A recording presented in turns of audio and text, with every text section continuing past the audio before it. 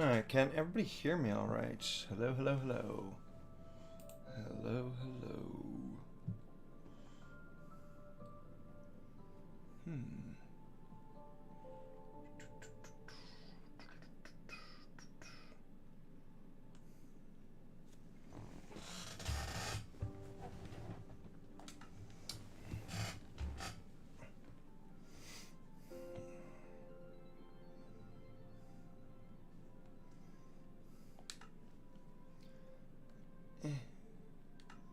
Oh, there we go.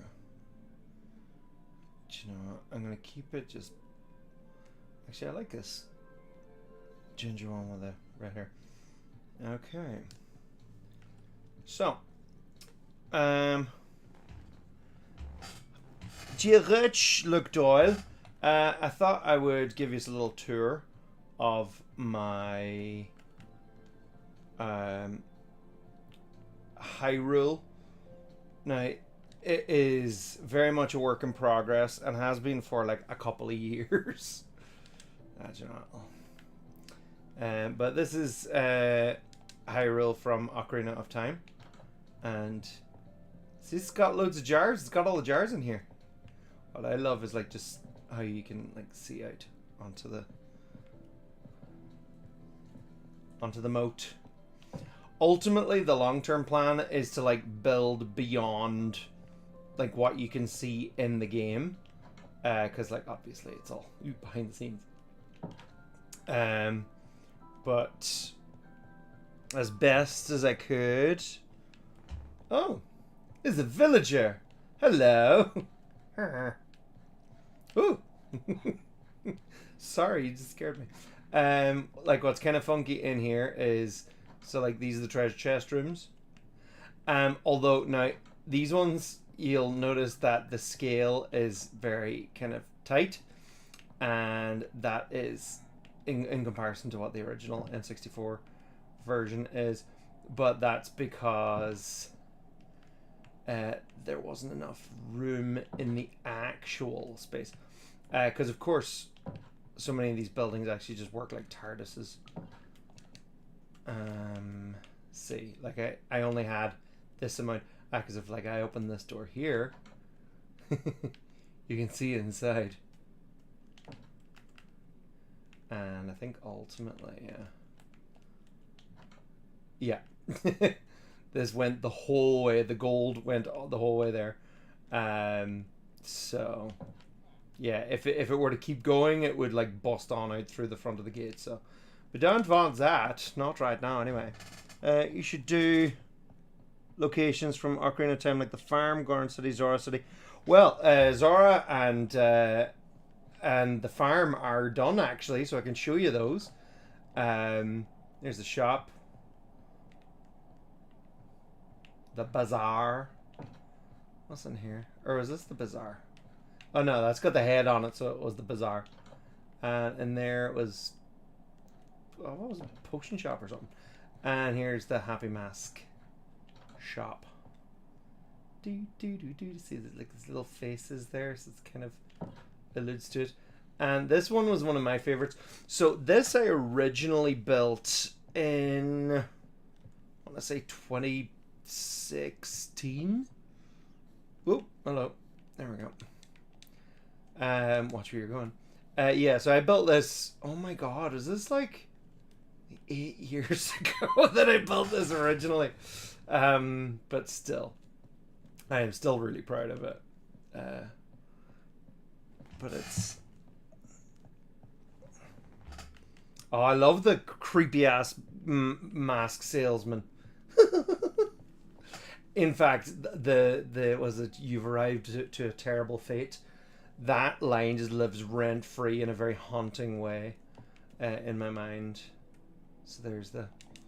What I love is like just bringing it full on to 3D, because like that's the weird thing in Ocarina of Time, is that some of the places are full 3D spaces in the N64. Some of them are like what do you call it? Some of them are pre-rendered, so you can't even see them that way. But yeah, so there's the emerald and the emerald and the ruby and the sapphire. And this is the tricky thing too, is all the little light sources. Yeah, apologies to all the hardcore Minecraft aficionados. There's a lot of stuff in Minecraft that I don't know. And there's like a lot of things. So if anyone has any suggestions of any like better materials for certain things, by all means let me know, because I'm open to suggestions. Or if there's quicker ways of doing things and stuff, because there are certain things. I'm going to go up the way that you do in the video game. Also, you'll notice up there, that's me kind of beginning to plan for Death Mountain when it'll happen, whenever that is. But yeah, doo doo doo doo doo doo. Sneaking over the way. Well, I don't think you can actually climb up this surface, but it's just made to look like it. No, you can't climb up it. Yeah, it's all about aesthetic. Oh, and look, here's the time stones. So yeah, like there's just all these like little details that I've kind of enjoyed making. Hopefully the guards don't catch me. But yeah, it's cool as well. Like seeing once it's in full 3D, you can see just like how massive the Temple of Time is and all of that. So still curious about just what the Masked Salesman is. A lot of fan theories are really interesting. Yeah. Oh, Majora's Mask just haunts me. Like, whether or not that's the Happy Mask Salesman from the town here, or like, you know, the Ocarina's universe, or another one, I'm not sure. Now,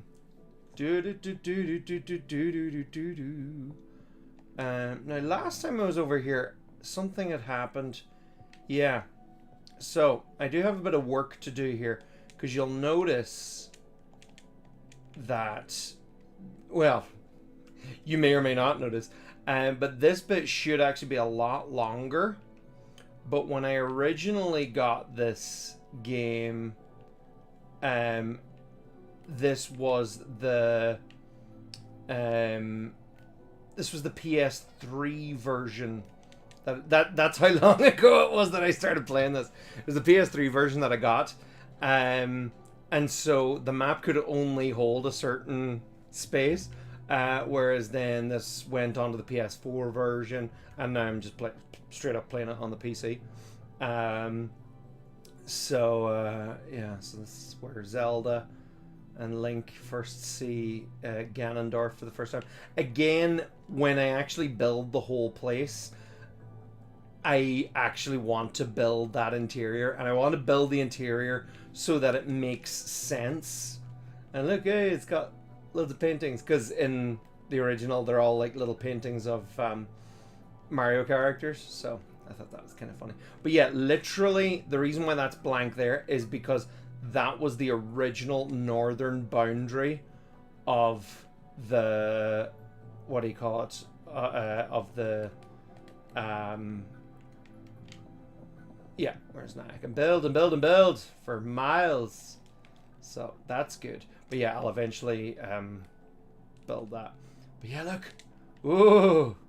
Yeah, so ultimately, like, I can build like a big old throne room here, which I think would be pretty cool. And ooh, look, it's the view Ganon would have. And then yeah, all these behind the scenes. But yeah, and like just trying to get it to make sense. Like this was the other thing too, was like this weird courtyard thing in relation to the front of the castle and the front of the gate. Like that's the front gate there, you know, because obviously in the game, this is only the angle that you get seeing it at. You only see it at this, so you don't see behind here. Whereas here you can fully turn the camera and you can see that the actual front gate is right there. So like I'd also love to somehow design this better. Like I could actually maybe bring like a flying buttress or something across here, an archway, so that this is more of a foyer and stuff. But again, that's long term. That's long term. If you want to support this work, please feel free to do so at patreon.com/John D Ruddy. Every little bit helps. But yes, that's the castle town. I can take you over to Lon Ranch. Yeah, again, I've a lot of landscaping to do here. Again, I'm sure there are quicker ways to do like mass land movement. So please let me know if that is the case. But yeah, here we have Lon Ranch.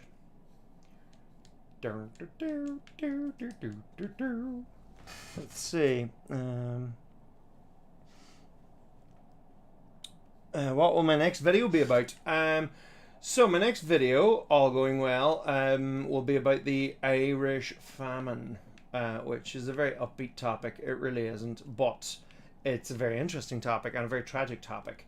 So that's what it'll be. And then I've got Monarchs of England, part 5. Yeah, which will be the War of the Roses.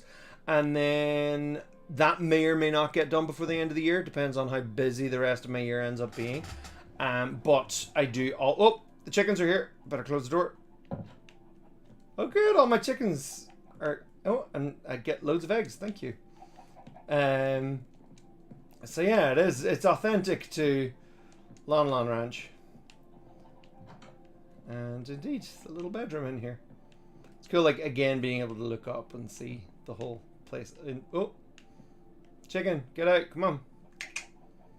I'm afraid to hit it just in case they all decide to attack me. They can live in there now. And, oh, you're free. There you go. You'll survive. Oh, hello. You're not Malin, who are you?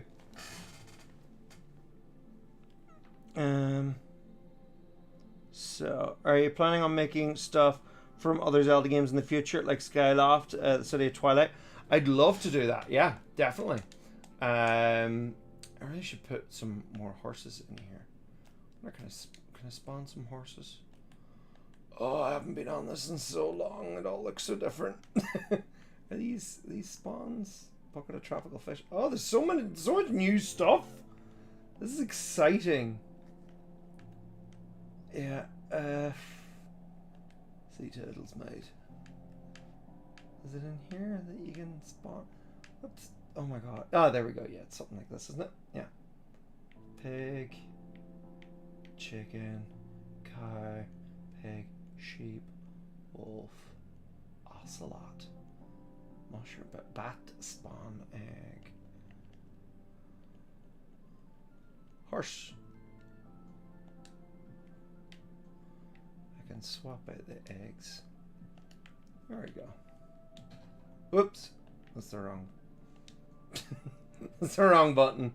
Off to a great start. Let's see.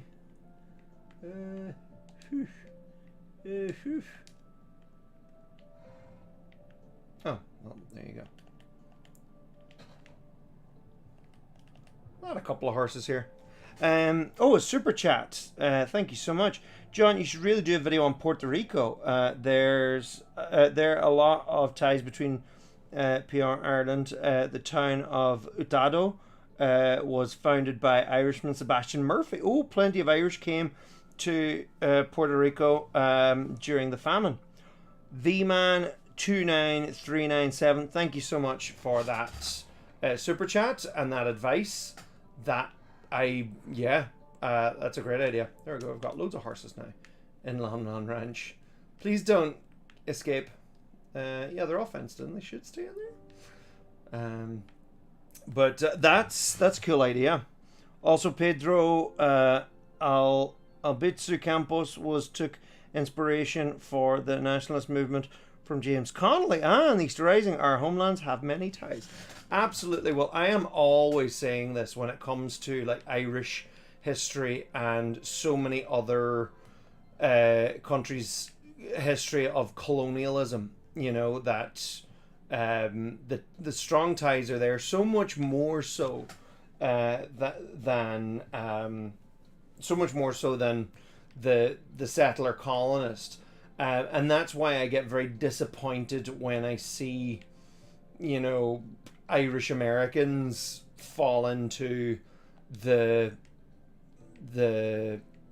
settler colonist side of things. because it's like, guys, you're forgetting your past. You're forgetting our past, but hey, such is the way of it too. But yeah, so there's that. And let's see, what else do we got? Oh, I can take you over to Kakariko Village. It's nighttime. It's cool. Yeah, like a lot of this stuff looks like a real mess at the moment, but you can see the what do you call it? The windmill. By the way, V-Man, thank you so much for that super chat again. Ron John, cuckoos are monsters, I know. To be honest, you're only history video YouTuber I know who commonly covers Irish history. Well, that's part of the reason why I plan to do a video on the famine. Even though, you know, there are some videos about the famine out there. But my major reason for doing it is that,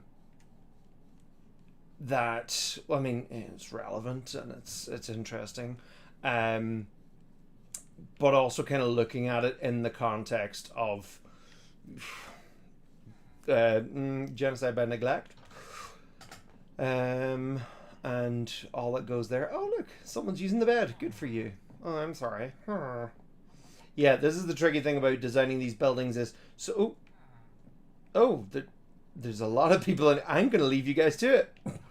Don't know what was going on in there, but this good for you. But yeah, let's see what's in here.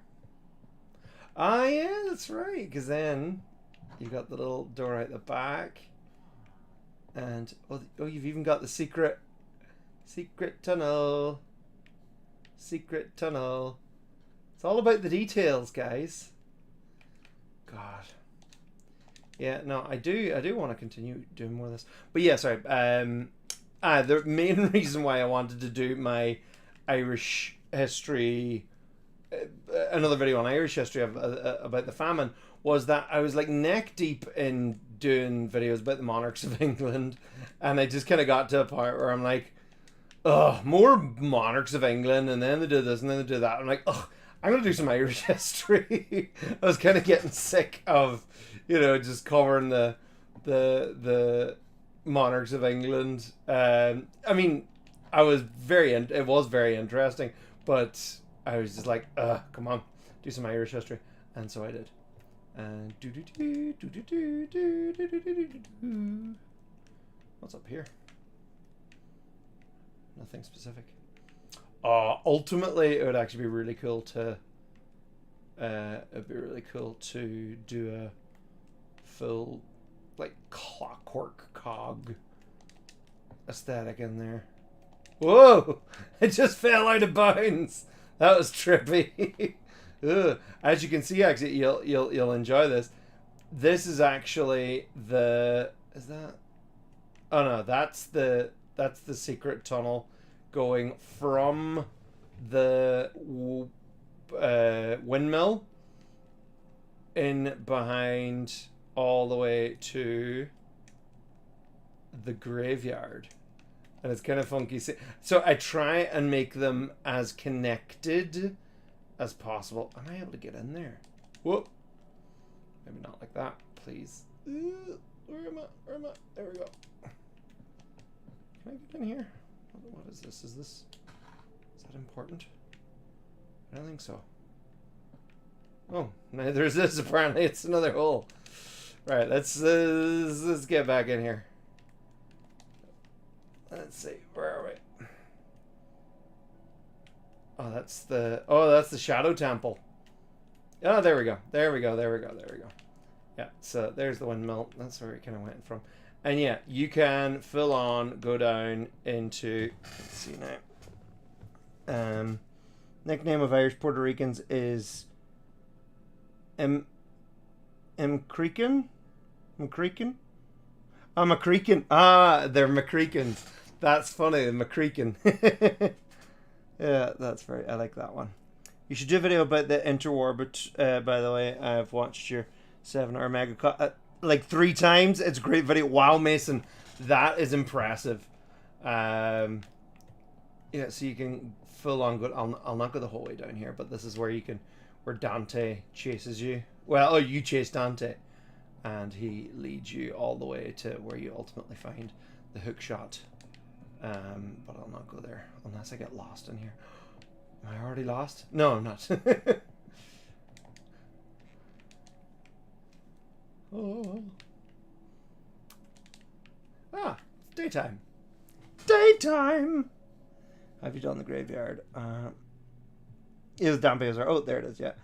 Will you redo the president's video when Joe Biden leaves or loses? Absolutely, I will. Whoever does... Oh, yeah, there is. Yeah, I was like, did I do it down here? I did. Yeah. Yeah, it's all here. But yeah, no, I definitely want to update that for whoever wins. I'm not optimistic for Joe, I'm going to be honest. It is a really unique situation. It's so messed up. So messed up. It's a long way down. It's so slow. There we go. Yeah, we got the Shadow Temple in here. Did this... These all used to be connected. This must have, like, spawned a whole new... Oh, whatever. Update probably changed that. Yeah, I couldn't cover this one with a painting, so I had to... But yeah, in here. This one was actually fun because in the original game, these little walls, this is just on a texture, but in here I actually put real skulls in the walls, and it's kind of funky in a slightly terrifying way. There we go. I'll bring you down and see Bongo. Let's see, have you done the graveyard? Opinion on RFK Jr. I mean, I think voting third party is a complete waste of time within the system of the United States. I just think it is, and like the system is just so poorly designed. Well, it's poorly designed to allow choice. It's perfectly designed for a small group of people to be able to maintain control, and it works for Republicans. It works for Democrats. And I needed the hover boots for that. And no. Anyway, yeah, no moving parts in here at the moment. But yeah, I'll just hop across here. Yeah, I just think the whole voting third party, it is a waste of vote. I hate to say it, and it's like, oh well, everything counts and stuff, but it's like, it's either Republican or Democrat. Like, that's the way that the system is set up, sadly, at the moment. You guys need ranked voting. Seriously, if you want to end that system, if you want a more nuanced approach... Oh, we got an ad. We got an ad. If you want to add... if you... And unfortunately, the ship doesn't move. If anyone knows a way that this ship could move, that would be really cool. But yeah, all across here. Spooks. That's one thing I never liked about the Shadow Temple, was it was the most kind of linear temple, and it just kind of never felt as... Like, I always liked in pretty much all the other temples where the boss's entrance was often right in front of you, or often like in one of the first rooms you get to, whereas here it's not so much. But it's just, you jump down and boing.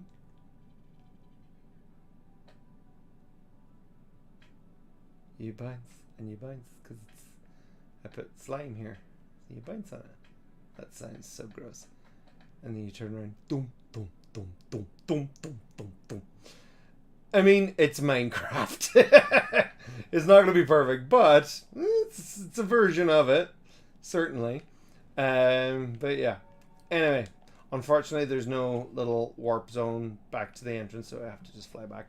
But yeah, my actual opinions on Robert F. Kennedy Jr. specifically, I think he's a bit of a space cadet. You know, like just the whole kind of hardcore anti-vaxxer end of things. I'm just like, oh, lad. Um, it's sad given that I still have the utmost respect for his father. I wish his father had the opportunity to run for president and not be assassinated. But he was. So there's that.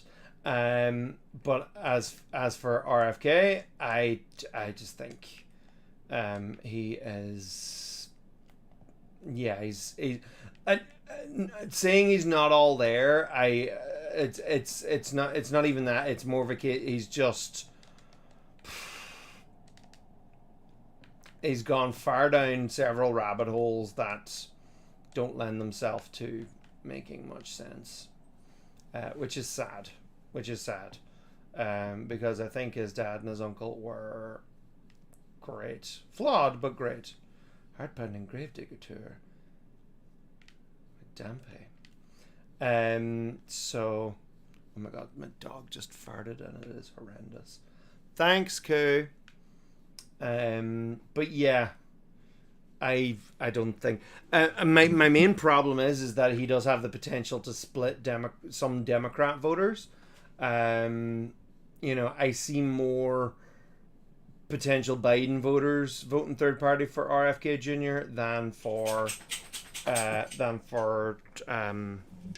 than Trump ones jumping ship. So that's a problem. Oh yeah. Again, couldn't make this house too big, unfortunately. The outsides had to take precedent, but obviously in the game, it's much bigger on the inside. Hey, chickens! Glad all the chickens are still here. But yeah, here I'll show you where Death Mountain is ultimately going to be. Because right now it's a void. Yeah, Bongo Bongo's very easy, boss. Quite disappointing, actually. Who'd you say your favorite person from history is, Irish or not? Oh, people always ask me questions. Yeah, that's the Shadow Temple there from outside. And what's actually cool is if I go up above it, it actually looks like the map that you see in game, which is kind of cool. It's like you go up above it, and that's kind of funky. I love it. Or whatever way it goes. But yeah, that was a lot of work, and as I said, that was like years ago, but still I'm very proud of it, and I would love to get back to making more of it. And as you can see, Zora's River is over there, and Zora's Domain is over there, so we can go over there next. In fact, you know what? We'll just dive straight down there. Whee! We'll just fly over this one. What were we saying? Favorite person in history? It really depends. I mean, I have a lot of... I think sometimes where I'll go is more so people in history who maybe, you know, could have done more, or could, like, were lost potential. Like, say, Michael Collins, not the astronaut, the Irish rebel leader, who, you know, was shot before his time. And I think that he could have been a great go-between in... hello, pup. He could have been a great go-between and possibly the Irish Civil War may not have gotten as bad as it was. Another person, two people like that were Isaac Brock and Tecumseh in the War of 1812. Again, kind of interesting, kind of moderate thinkers. There's Jabu Jabu. I don't think I'm gonna do Lord Jabby Jabby's belly, or if I do, I might kind of jokingly do it where, like, I make like a secret tunnel that like goes all the way down, and I actually build Jabby Jabby's belly like down here, because obviously that entire thing is a lot bigger than just there. So I might just make it as this like tunnel that goes down below the bottom of the lake, which I think might be funny. And then of course I've got the ice cave, which will go over there ultimately. But yeah, this is usually what I do when I start a place, is like I'll do a big outline just so I can see roughly where it's gonna go, and how big it's gonna be. So there, you know, I get a general, and generally I eyeball it. Like I'll sometimes count it, but I generally eyeball it. So there's that. And also, looking across, you can see the Kakariko forest. I'll just go straight across here, because it's actually kind of cool approaching it from here. This actually looks really cool. So there's the Deku tree. Let's see.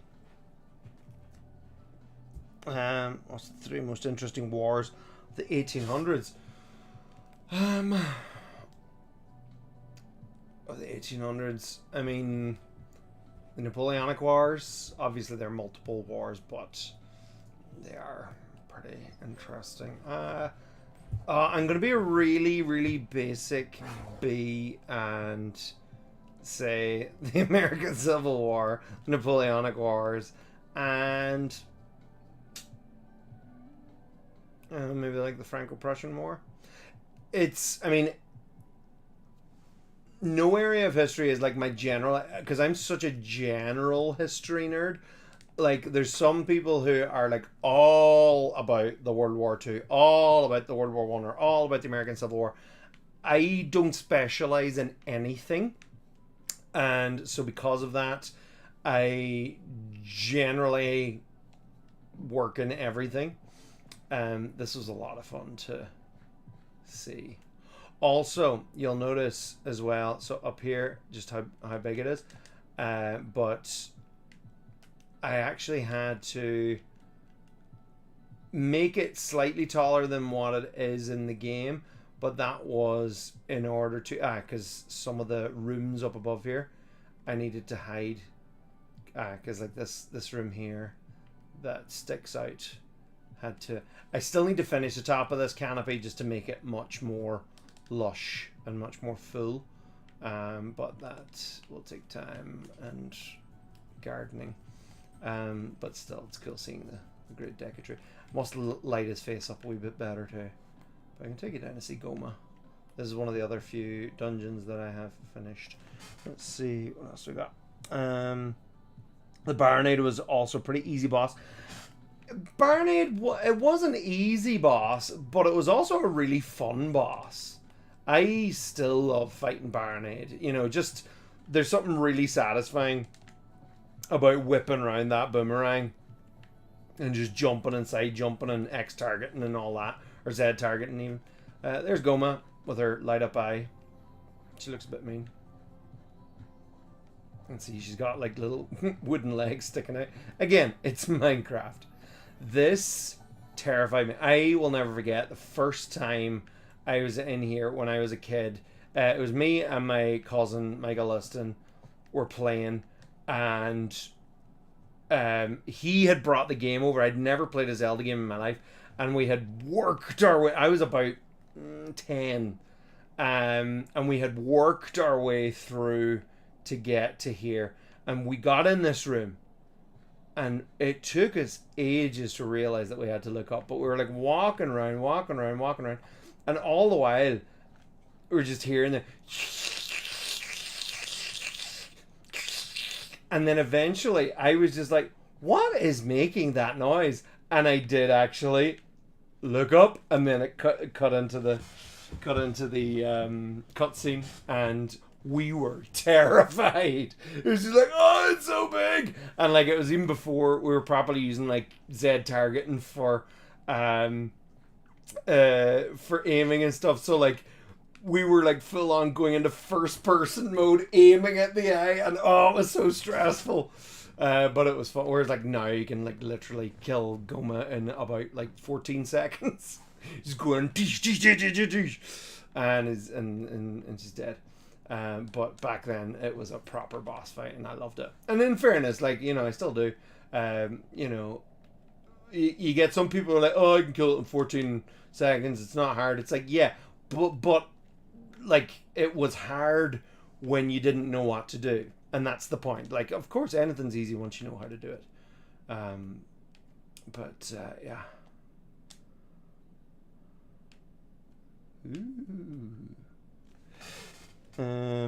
True, the boomerang is really fun to, yeah.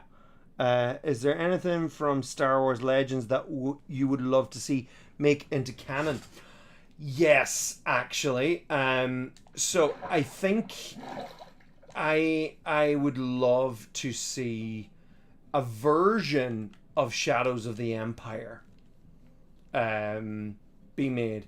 Now, I think that it could be adapted, like, you know, so you can so this is, for anyone who doesn't know, Shadows of the Empire is the story between Empire Strikes Back and Return of the Jedi. It's kind of semi the story of how Luke goes to Obi-Wan's house and learns to be a Jedi, and they're trying to keep track of where Han's body trapped in carbonite is and all that kind of stuff.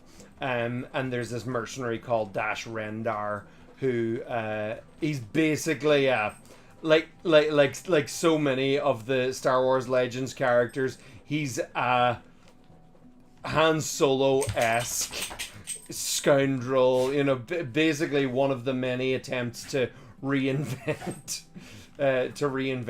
Han Solo. But yeah. Oh yeah, you can shoot that. Well, yeah, there's all these things. But yeah, I think that a version of Shadows of the Empire would be really cool, because what I think would be class about it is you could actually make it you could make it more in like sort of like what they're doing with the whole Thrawn thing and Ahsoka, where they are well, you're really rattling that, aren't you? Sort of like what they're doing with Ahsoka, where they're taking elements of the Thrawn trilogy and like kind of but I mean, I think the story of Shadows of the Empire, they could basically just do either like a 3-part TV series, or even just like a straight to TV movie. Also, I really think that they just need to bite the bullet and just recast the big characters. I think they really need to do that. Like the Luke Skywalkers, the Princess Leia's, the well, I mean, Ansel, was it? No, Ansel Elgort. No, that's the wrong one. He's the guy from West Side Story. What's the name of the guy? It's another weird kind of really Germanic sounding name. The guy who played Han Solo in the new ones. So this is the Forest Temple. It's not completely finished. This is actually where I stopped working on this back in about 2018. Still, I got pretty far in it. And definitely go back and do more. But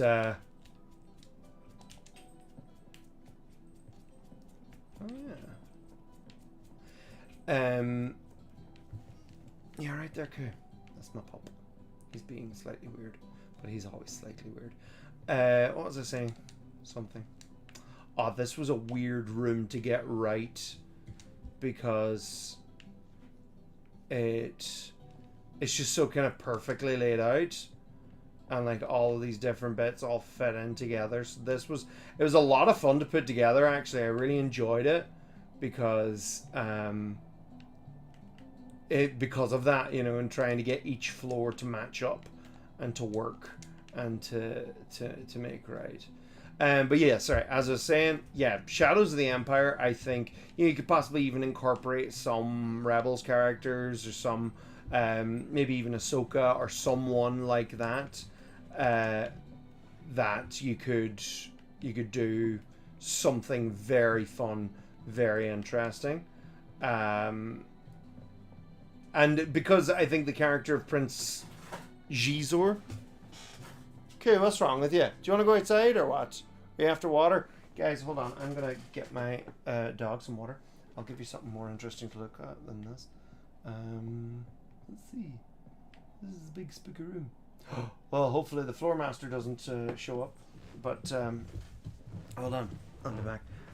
Well, I can keep on talking, actually, so let's see. True, the boomerang's really fun. I agree.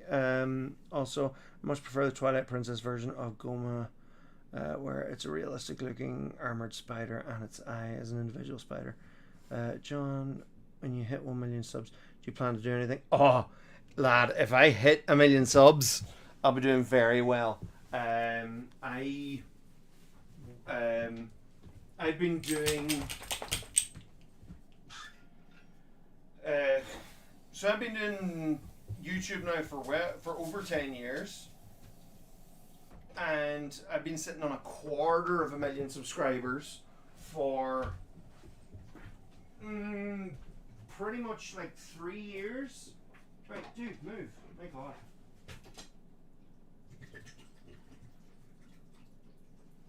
My dog can get a little bit over eager. He's like, water. I'm like, yeah, dude. Come.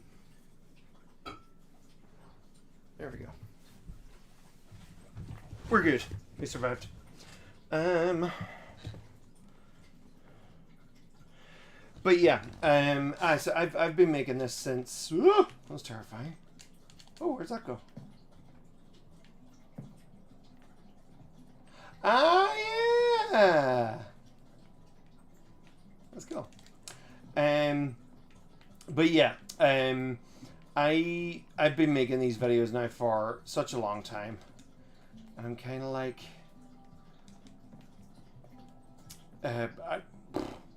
unless like I get another surge of subscribers, I don't see how I'm gonna get to 1 million subscribers. To be very honest, like I'd love to get 1 million subscribers; it'd be really cool, but I don't. Oh yeah, this is the room that like lowers down, isn't it? Yeah.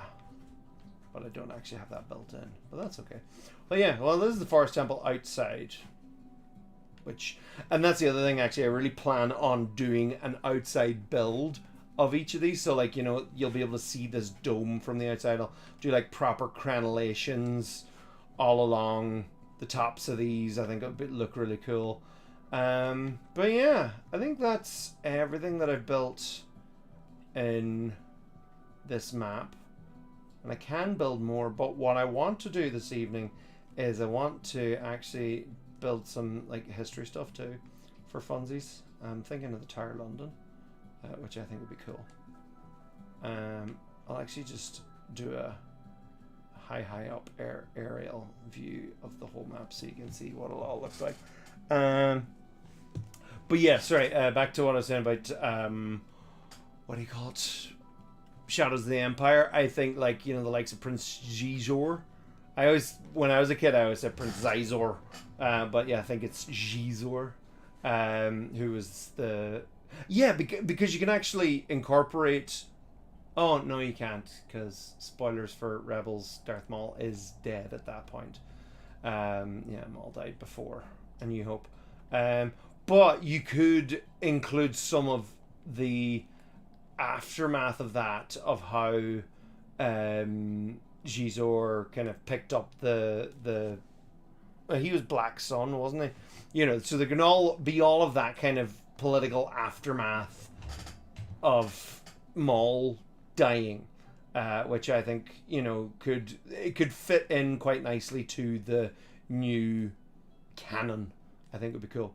Or you could even tell it in as an animated film in the animation style of like Clone Wars and Bad Batch. I'd buy that. And it would also let you get around the whole recasting Luke and Leia and Han. And like, guys, just do it. Just do it. Otherwise, you know, you are just limiting yourself so much in the stories that you can tell where you're just sitting there going, why is Luke not in this part of the story? Why is Leia not in this part of the story? I know the universe is so much bigger than those characters, but it's like, oh, they're in the next room. Oh, or when they do show up, they're this weird, awkward special effect where they're like limited at what they can do because there's only so much that the special effect can do without costing them a ridiculous amount of money. You know, like, it's cool for a scene, but if you want your character to actually have a full arc and story, I'm not for that. Also, Sebastian Stan for Luke Skywalker. Like, hello. He looks like him. I'll be honest, I've kind of gotten tired of Star Wars. The toxic fan base has just completely burnt me out, and I just don't want to deal with it anymore. That's fair. Funnily enough, so you may have seen I did a John Talks there about Star Wars, where let's see, save and quit. I'm gonna open up my brand new one now. History landmarks. There we go. Yeah, ooh, this is ominous music. Ooh. What was I saying? So, this is my brand new map. And it is all loading. Ooh. Oh, that blank canvas. Oh, it looks very nice. Bloop. Excellent. Right, well, let's get cracking. So, what was I saying? I'll start off with our basics, I think.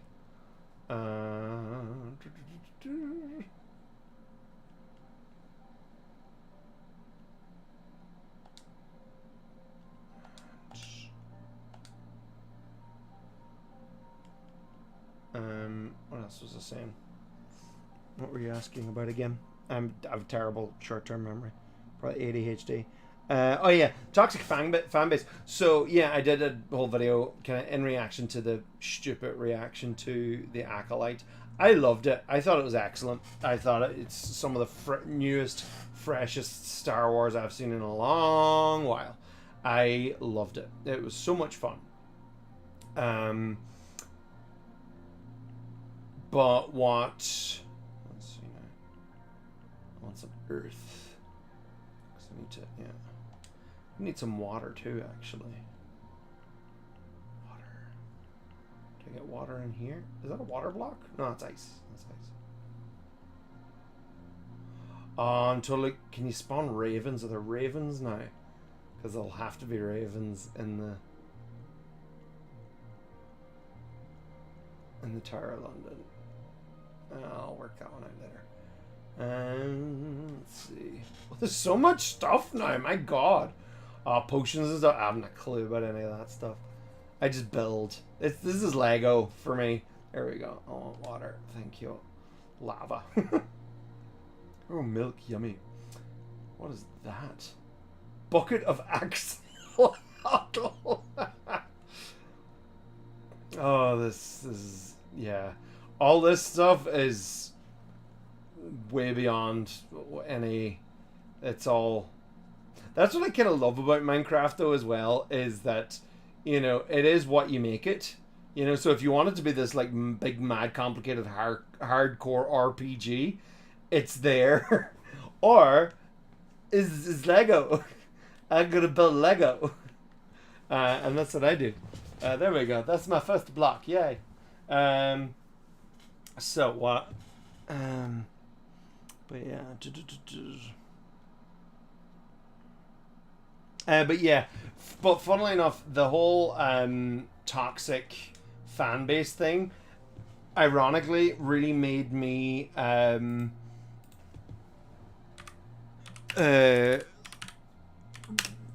rediscover Star Wars again and go, I actually love this. So I've been on a bit of a Star Wars binge where I've been going through everything, Legends and not, so video games, TV, and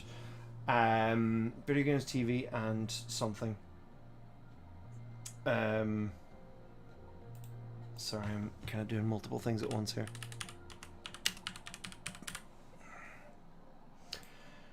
What?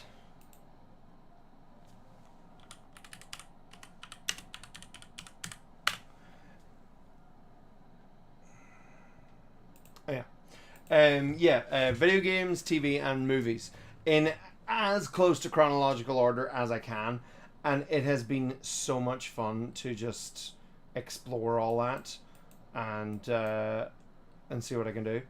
Where are we? Going on to Google Earth just for reference, so I suppose I can show you over here. So ultimately, this is what I want to build. Is this popping up here?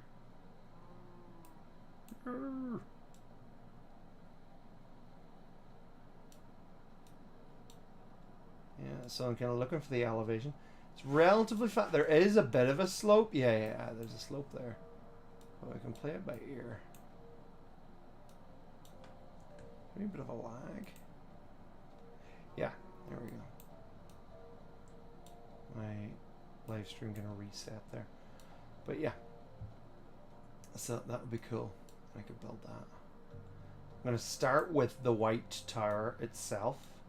Just because it's kind of nice and clean, standalone, right in there. Even though there actually used to be a lot more of it, like there used to be kind of a whole building coming across there. You can see it in the, how they have it, the outline on it there, of where, and that had a, there was an internal wall there that connected up. Will I do this version of it, or will I aim for an older version? May as well do the current one because it's kind of less, or this is an easier kind of one to judge off. I think. It's cool. Anyway, so yeah, so the toxic fan base I just ignored, because to be very honest, I think at this stage of the game, you know, that toxic fan base, it's not the entire fan base, because there's loads of people who love it, and there's loads of people who love Star Wars and love it, and they're like, this is great. They say toxic fan base, and it's not the fan base, it's some toxic fans who claim ownership over it. And then it's like, you know, they're all freaking out over spoilers for Acolyte, a single shot of Darth Plagueis, and they're like, oh, this doesn't make sense. Oh, what is this? I've never seen this before. Oh, wow, I've been out of Minecraft way too long. Hello, guys. My God. Oh, dear. I think ultimately what I want to do with this map is like build tons of historical landmarks, and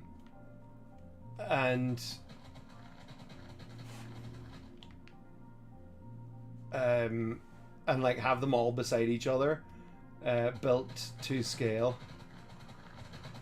Anyone has a quicker way of doing this, please let me know. Let's see. So remember the stupid backlash to the trailer for the Acolyte morons. We're calling it racist because there were a few white characters. Like anything that, oh, it's racist. Like, lads, would just grow up.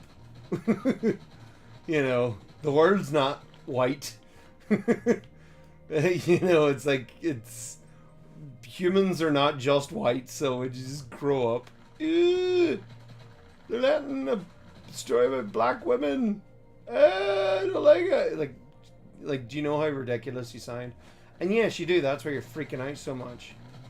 Because there's people calling you out on it. And you're like, oh, I don't like people calling me out on my racism. Poor you. It must be so hard for people to accuse you of racism. Do you know what would be even worse? Suffering from racism. Experiencing racism. I can't get over these alpaca dudes. That's so funny. Right. Alright, so I'm building a bit of a hill here. So I typically can stomach a toxic fan base. Stuff like Steven Universe, Pokemon, etc. But Star Wars, which is too much for me. And that's fair. Only Star Wars and the Zack Snyder fan base have genuinely made me go, what the, in terms of how off they are. Yeah, that, and there was a certain portion of the, I mean, again, kind of similar to what I was saying about, you know, the fan base. There were certain Lord of the Rings fans who got like super toxic about Rings of Power because they weren't all white, and it's like, guys, would you just grow up, please? Like it's just like, why are you doing this to yourselves, and more importantly to other people, because it's just like, it's a pointless exercise.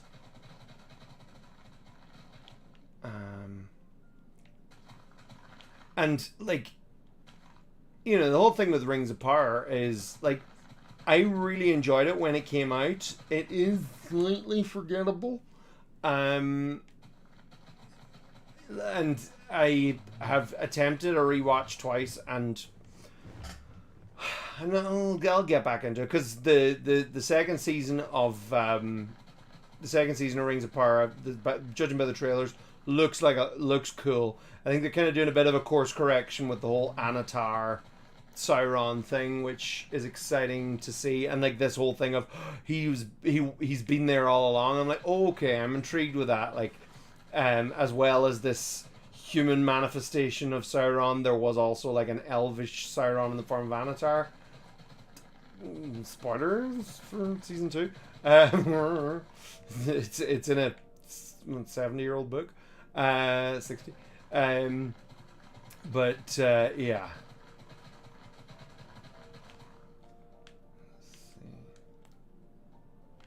Right. That should do just to even start. Right, what direction?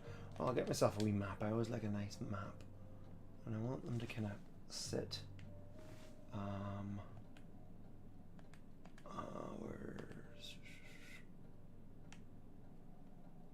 What's the compass? Compass.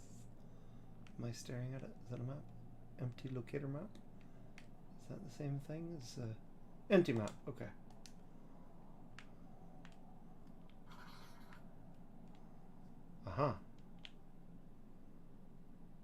Cool. All right. So I am.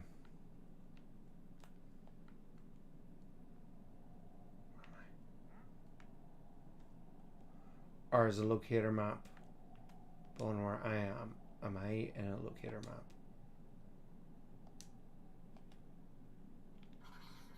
Aha! There we go. That makes more sense. Okay.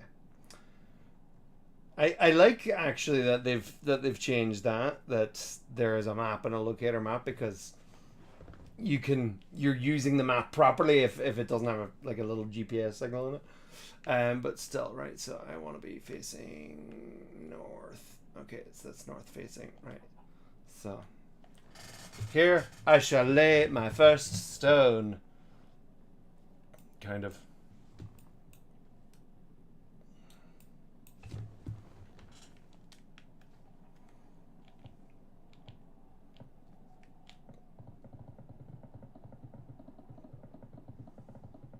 Oh, that's cool.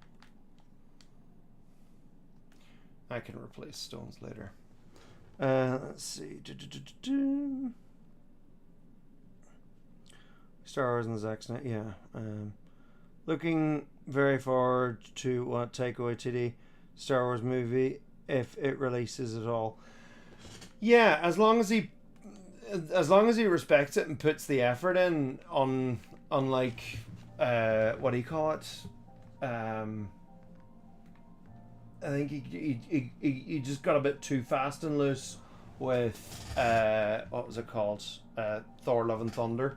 You know, I really enjoyed Thor: Love and Thunder, but like it kind of felt we were quite fast and loose with Ragnarok, so let's see if we can get away with even more. And it was like, no, I didn't get away with more this time, guys. So what I'm doing first here is I'm gonna do like the base of the tower, and but I'm only gonna start off with a corner because I'm still working out what my scale is. Once I kind of work out my scale, I can. Hello, piggy. I'm so happy. There's loads of farm animals around there, actually keeping me company, and it's quite nice. Right. Okay. Oh, actually, I can use steps for this, which will kind of make it even more gradual. Ooh. Yeah, I'll use steps.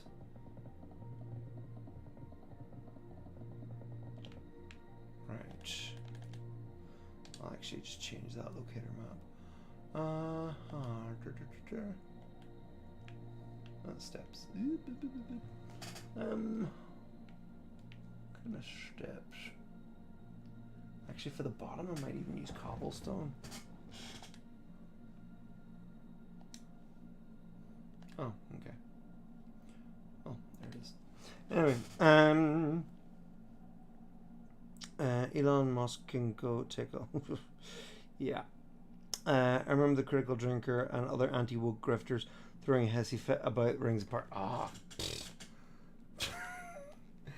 Anyone who like makes drinking alcohol a part of their character online is like, unless you're like a full-on like wine taster and like that is actually your shtick, like get a life, you know. Ooh, the critical drinker, I'm so edgy. Oh, I'm gonna get drunk and ramble about the things that I don't like. Oh, I'm so edgy. Cool. Tell us what you really think, John. That is what I really think. I'm just like, oh my god. Just... It's not cool, you know? Like, the only people who think you're cool are other people who, you know, are like, oh, that's the coolest, edgiest thing I've ever seen.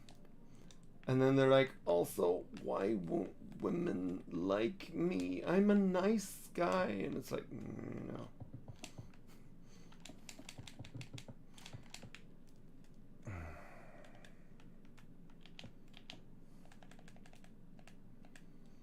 Yeah, that was something I learned like a long time ago. Funnily enough, now, I mean, I think, you know, she long kind of jumped ship. Well, not even jumped ship. She left the ship entirely. You know, but Jenna Marbles, and in fairness, like, you know, she's done problematic things over the years and blah blah blah. But one thing that, because I remember specifically, it was her. It was one of her videos that initially had me really thinking about the whole nice guys finish last stuff, and like, you know, she basically had a whole video about, you know, nice guys. And so like, and when I watched this, I would have been kind of early mid-20s, and in my late teens, early 20s, I very much was of the kind of, you know, vibe of, you know, oh, but I'm a nice guy, you know, oh, why doesn't she want to go out with me? But I'm, you know, it's, yeah. She's just not that into you, John. And, you know, and she does not owe you anything. Let's see now. Oh, sweet, there's a 3D model.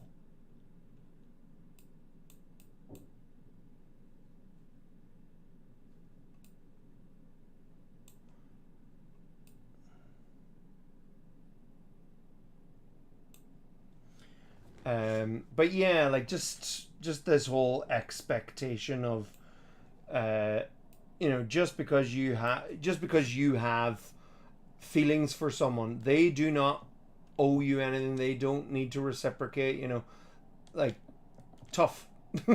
It sucks. It's crap, but like, tough. They don't owe you anything. You know, nobody owes you affection. Affection is nice. Affection is brilliant, but like, you know, sadly, nobody owes you it. So let me see.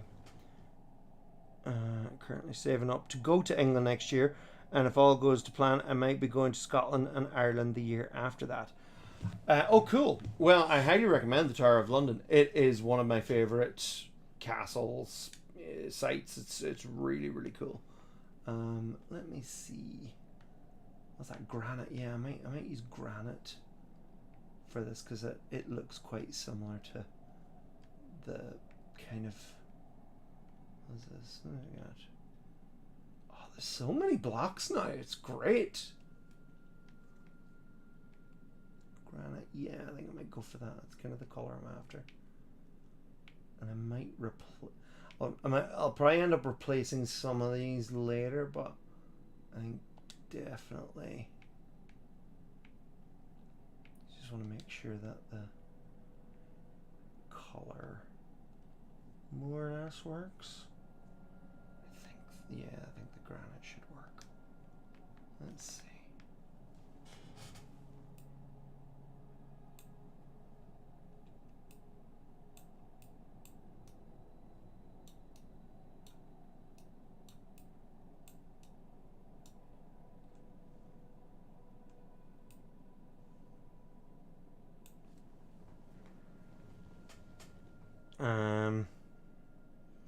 I love Taika, but after Thor: Love and Thunder, I kind of want him to take a step back from blockbusters, and for him to focus on smaller movies like Jojo Rabbit. Oh, couldn't agree with you more. Absolutely, I think Jojo Rabbit is fantastic. It captured so much of the insanity of Nazi Germany. And it's something that, like, when I'm in schools, because I do history talks in schools, and quite often classes will be learning about they'll read things like Boy in the Striped Pajamas, and I'm like, do you know what? Like, because I have many problems with Boy in the Striped Pajamas. It's like you get to the end of the story, it's like, oh no, that little German kid shouldn't be in there. It's like, guys, nobody should be in there. That's like like it becomes this tragedy of this German family, and it's like, guys, what are you doing? What are you, and like, it's an Irish author too. It's like, guys, no. Whereas I often kind of say, and also like the whole thing of like an SS officer's son not knowing what a Jew is, I'm just like, no, that's, I'm gonna say 1, 2, 3, 4, 5. Okay, perfect. So 1, 2, 3, 4, 5, and then yeah, that looks workable, I think. But yeah, so I often kind of say to them to actually watch Jojo Rabbit, because I'm like, even though it's silly, it's satirical, it's over the top, but it actually captures like the mania of, and the cult of personality of Hitler, and how the kids venerated him and were encouraged to venerate him, and how what's the other thing? How parents were scared of their children, and were worried that their children would tout them, would tell on them to the Gestapo or whatever. And so I find that the film actually captured that very effectively. But yeah, let's see. Yeah, because Love and Thunder was not they completely failed at adapting the amazing God Butcher story arc. Yeah, it's like, hey, the God Butcher kind of didn't really butcher that many gods, did he? It's kind of weird like that. But oh well. Yeah, Christian Bale was having fun. Let's see. But yeah, no, I do agree that it was kind of wasted. 1, 2, 3, 4, 5. And then, yeah. So once I kind of establish this kind of scale of things, and there's that. Yeah, that works. I always like to kind of sort out a base size so that I can see kind of 1, 2, 3, 4, 5.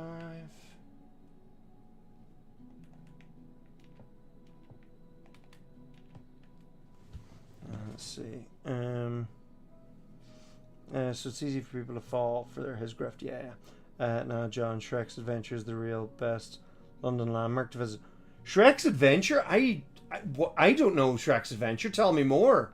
My goodness. Shrek's Adventure? 1, 2, 3, 4, 5. Oh, Minecraft. Sweet. I was just saying earlier I want to play this, but I still don't have it somehow. Oh, I love Minecraft. I first played Minecraft in... When did I first play Minecraft? I'm flying at a shot here. Do you know what? I'll move the camera over a bit. Yeah, I first played it in about 2010. I would get... No, actually, I think I was still in college. When did it come out? Did it come out in like about 2008 or 9, I think? So I suppose it would have been about 2010-ish, 2011. 1, 2, 3, 4, 5. I think this is a good building to start with. Oh, we got another ad. My goodness. Let's see. Jojo Rabbit is an absolute masterpiece. One of my favorite World War II movies. Such an emotional roller coaster. 1 second you'll be crying and laughing. Oh, actually, so spoilers for Jojo Rabbit. But I first watched 1, 2, 3, 4, 5. I first watched Jojo Rabbit on an airplane, and so I'll not go all out on the spoilers, but the shoes scene with the shoes, that happened, and I was just bawling my eyes out. I was just like, oh, I was like, oh, I'm crying just thinking about it. It's so heartbreaking. But at the moment where the shoes scene, and he sees the shoes, one of the stewardesses in the plane goes, "Do you want the chicken or beef?" And I'm just like, I don't know. You know, it was just perfect timing. I think there's another time I was watching like 12 Years a Slave on the plane, and again it was some like other like deeply tragic bit, and they come over, and I'm just like, right. So let's see. We got 1, 2, 3, 4. I got 1, 2, 3, 4. Okay, we don't need that last one because that's the end of the building. Okay, well that's exciting. Ah, yes, that's, I see.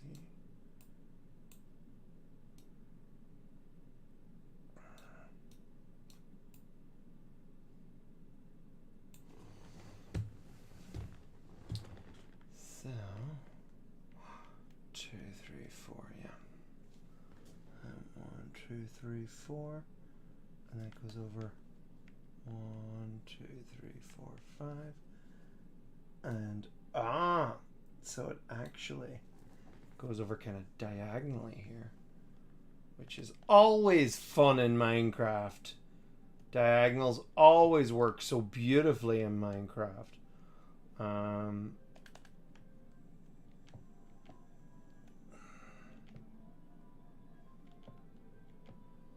I'll work this one, I bet. I'll do all the other rests of the walls first. Oh, there we go. I'm actually using like a PS4 controller. I actually discovered it accidentally, where like I plugged it in to see if it would charge through my computer, and it full on was able to control my thing, my work as a controller on the PC. I was like, sweet, free controller for the PC.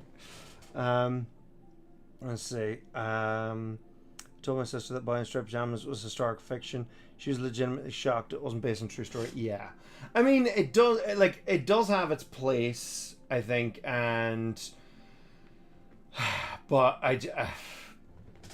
I just think parts of the storytelling are irresponsible and ill-advised. You know, like it's yeah. I just think it's a bit naive, you know, and because sadly, naivety is kind of what leads to a lot of this kind of stuff happening and happening again. So this could never happen again. Like I've literally spent the last 10 years like in making these videos and stuff and talking and saying how we need to pay attention and make sure that nothing like this ever happens again. Obviously, I'm not the only one saying lest we forget, you know, never again. But it's like then you see stuff happening again, or you see the trickle down towards I literally said it like 10 years ago. Too many people spend too much time looking at 1945 Hitler when they really should be looking at 1933 Hitler or 1922 Hitler, you know. Well, we're already deep into it now. We're talking more about 1933 Hitler right now. 1, 2, 3, 4, 5. Okay. And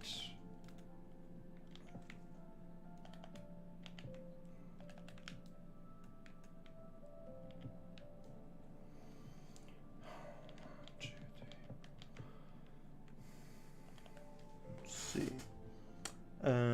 It's like a Shrek-based election where you could I've read election. Attraction. A Shrek-based election? Yes. You can imagine Lord Farquaad. I demand a recount. No! Yeah, no. Do you know the Muffin Man? The Muffin Man? The Muffin Man! Yes, I know the Muffin Man. Who lives on Drury Lane? Well, she's married to the Muffin Man. The Muffin Man? The Muffin Man! She's married to the Muffin Man.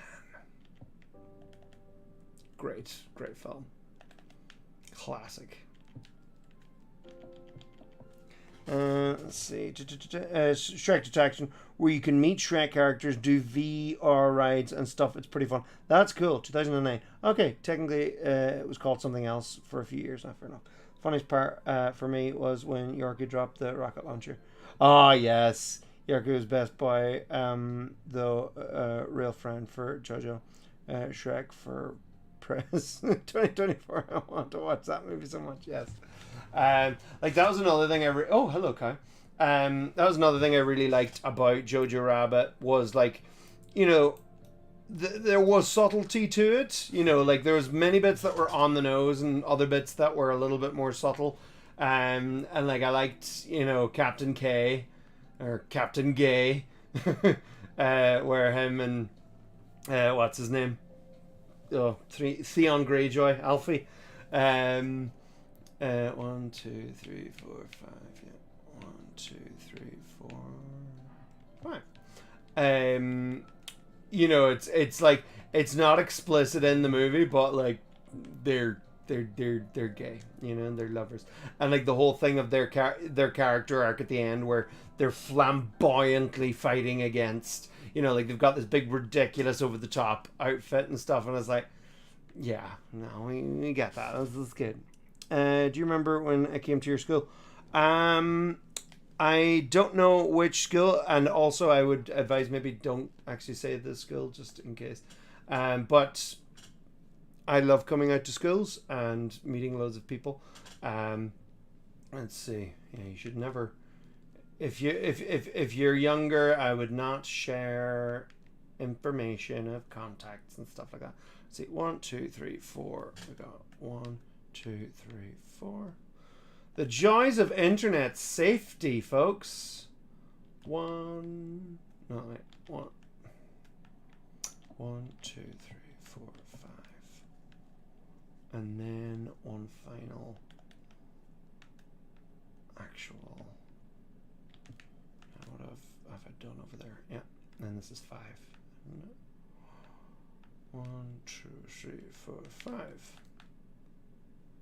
Yeah. Like some of this is, you know, is makeup as I go along, and then other bits it all falls into place. 1, 3, 4, 5, and then whoops. There we go. And then 1, 2, 3, 4, 5. Let me see.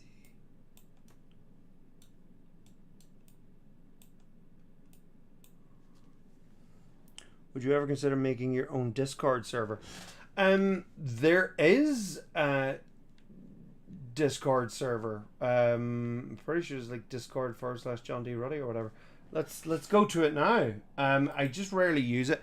My problem is like I always just have such a limited time in the world, and like I'm not on it all the time. Like I'm on Instagram way too much. But yeah, no, there is John D Ruddy server. I think yeah, just John D Ruddy. I'm now online over there, so if you want, you can go see it. But although we're on here, so we're chatting here. But no, there is a server. But I just find it very difficult, kind of keeping conversations going and stuff on there. But if other people like kind of want to go on there and even ask questions that I can get to later, I can try and do that.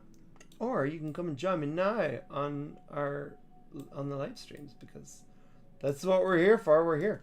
Right, let's see. It's getting dark and spooky. Let's see. 1, 2, 3, 4, 5. So this is. Oh, what way we're doing this now? Oh yeah.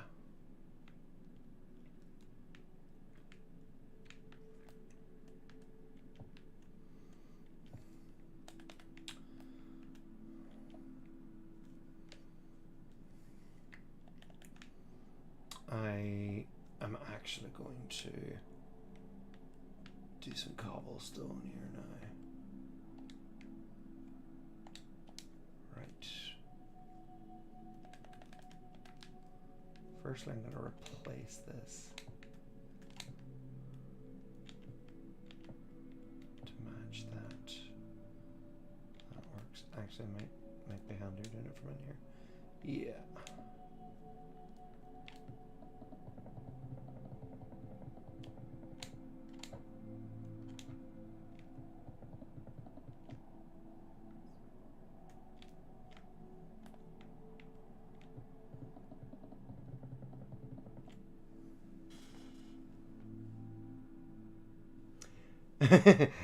A blinking 407 Minecraft live streams ago, we are building the Tower of London, and I'll give you a wee. So we're starting off with the white tower. It's not very white at the moment. I might kind of recolor it later, but at the moment this is where we're at. I'm just kind of starting out with the basic shape of the initial white tower. I'll probably I'm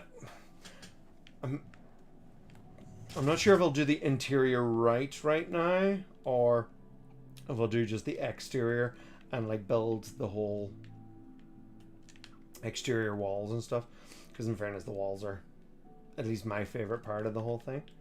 But yeah, let's see. What? Oh yeah, that's what I was doing. I was adding some cobblestones all the way across here. So that's, whoop, hello. There we go. Hello.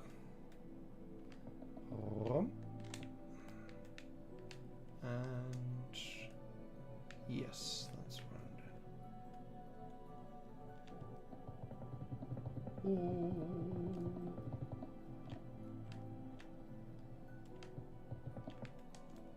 But yeah, no, I thought like I mean, I love building kind of scale models and stuff. And I love building stuff in, like, what I love about Minecraft is you can do it in full 3D. you know, make it nice and big, and that you can actually go in and walk around it. So I love that. Let's see, 1, 2, 3, 4, 5. Yeah.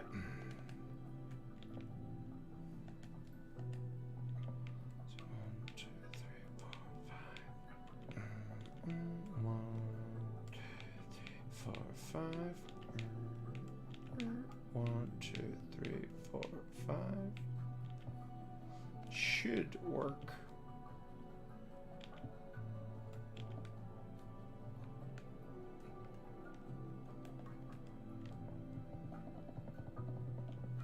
There's a quicker way of doing it, theoretically, if it all worked.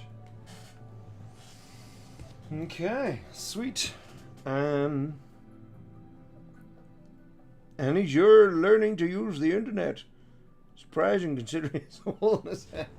Well, I mean, if he's back from the dead, it's quite possible that he has gotten over that affliction, that terrible affliction.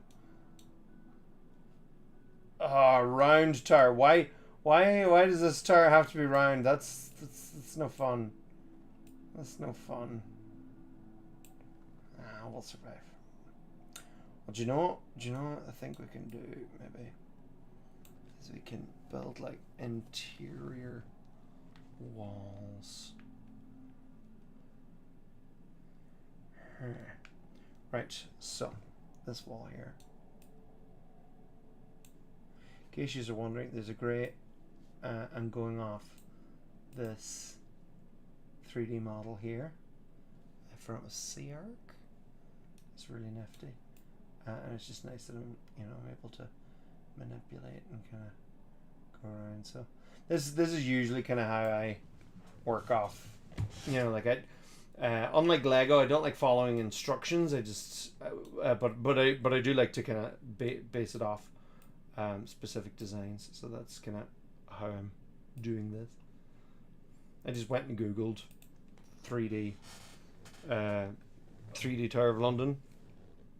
Build the Lincoln Memorial next in honor of our friend currently watching. That's a great idea. That is, yeah. No, that's a great idea. Yeah, put in the comments kind of some of the things you might want to see. Because what I can do possibly is I can take notes. Can I? Where are signposts?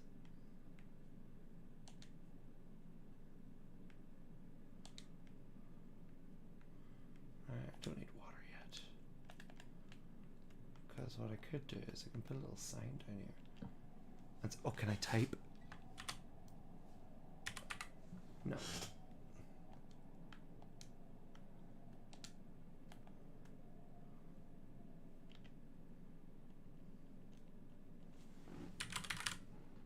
Ah, that's why. Whoops, there we go. Try again. Aha, there we go.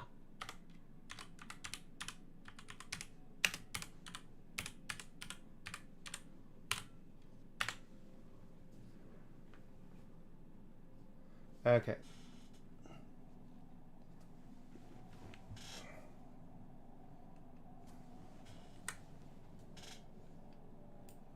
There we go.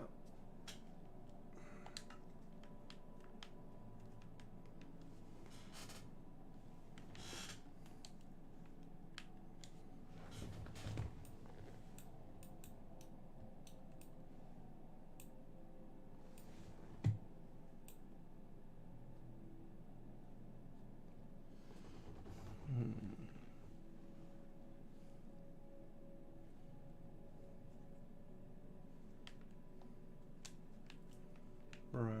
Just working out. Because this is a slightly trickier bit of the tower here. This comes out at an angle. So that's 1, 2, 3, 4. Okay, so 1, 2, 3, 4. And is the fourth one 1, 2, 3, 4? Yeah. The fourth one that comes out diagonally. So here we go. Let's pray. Oh, hit the diff and pray. She goes all the way. Where'd that one come out of? Okay.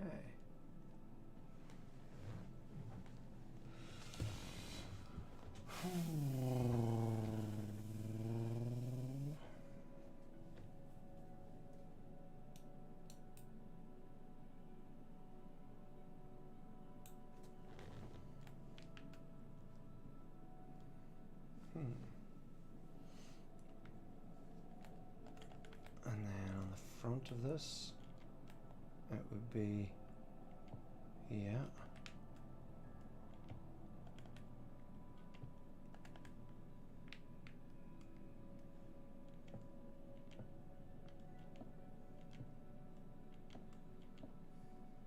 If I wanted to be like super hardcore, I would actually build it like in the order of, in the way that it's the way that it was built historically, but I think that would be a little bit too hardcore even for me.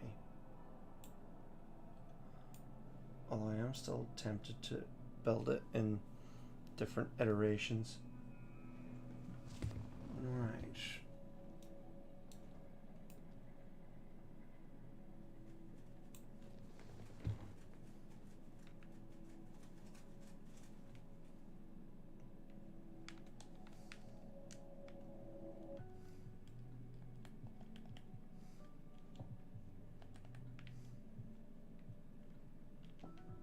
I love the different Minecraft soundtracks. They're just so chill.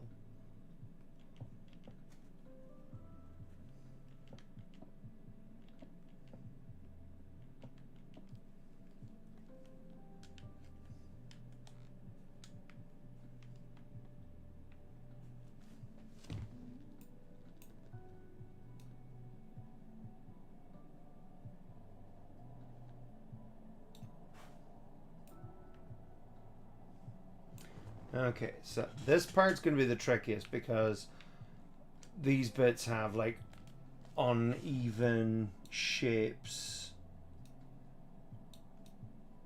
That seems pretty right in there. That's good.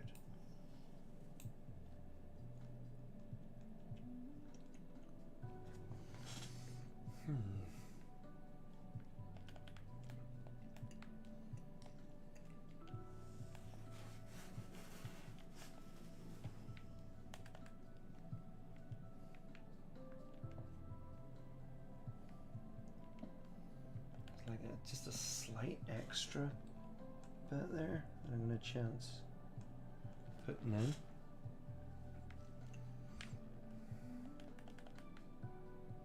then, of course, 1, 2, 3, 4, 5.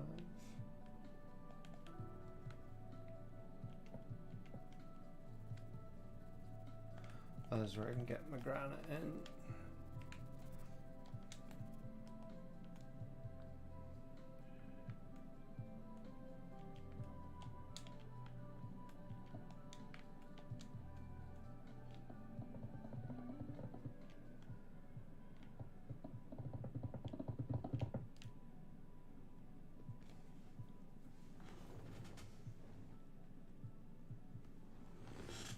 Yeah, like I love Minecraft because it's just so zen. It's so chill, which is a rarity for you know plenty video games, and it's something as well that 1, 2, 3, 4, 5 that I love that you know many kids are into because you know it's not going around and shooting things. Yeah, fair enough. You know there are violent aspects to the game, but it's not about that. You know. And I like that. It's fun and it's creative. I mean, I've always said, you know, it's basically just Lego. 1, 2, 3, 4, 5. Okay, so this next bit will be the trickiest bit yet.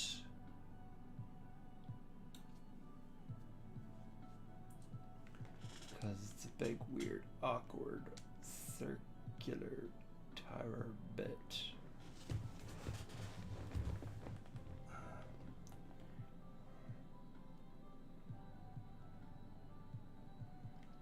Huh. does this work? So this is now, I'm gonna just look at the layout of it here. Oh yeah, yeah, it does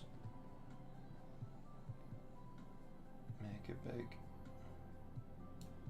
Yeah, that one sticks out enough, I think.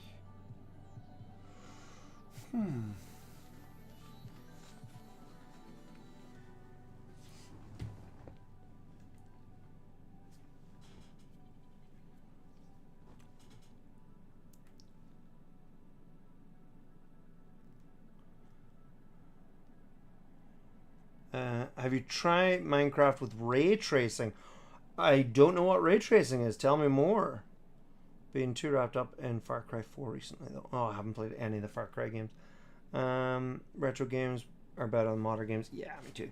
I don't think there's a particular time period for games that better or worse than another, to be honest. Older games had their issues too. That's true. I mean, you know, it's there's a lot of that where, you know, say like, you know, people are like, oh, the 80s was such a, you know, such a great time for music and stuff, and it's like, yeah, but we only remember the good stuff. Like, there's plenty of rubbish out there that gladly and rightfully remains locked in the past because it's crap. Yeah. But yeah, with video games as well, yeah, sure, there's plenty of rubbish. However, I do think that there is something to be said about the economic landscape of how video games are made. And I do think that that has changed, and not particularly for the better. So there is that. Let's just see, I'm just trying to count this properly.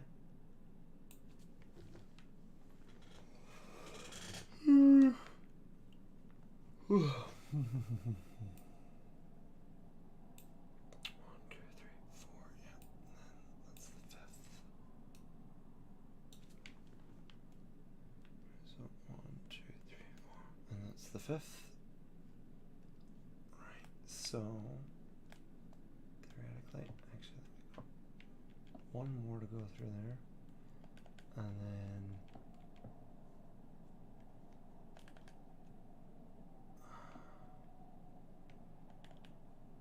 I'm gonna get away with that, perhaps. Let's see.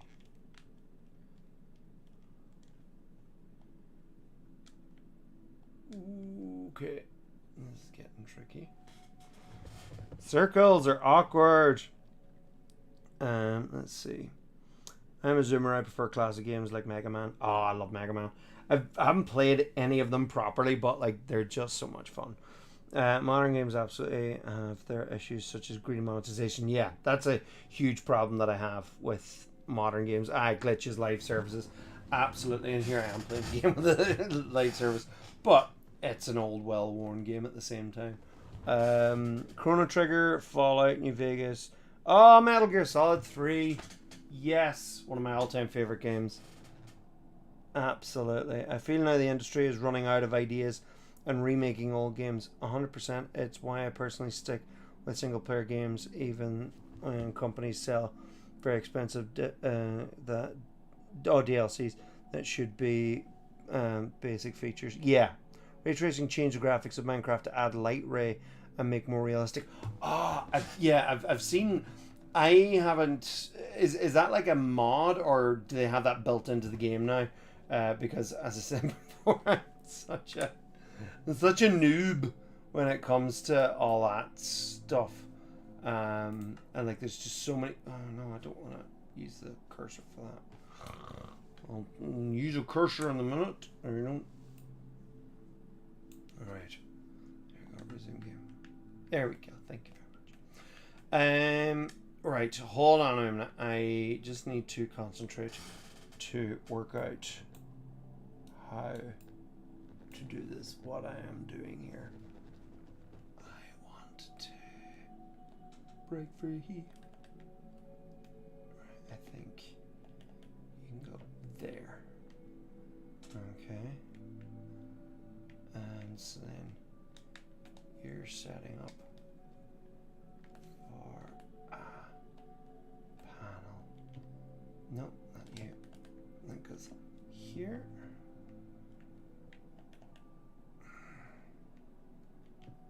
Don't want to look messy.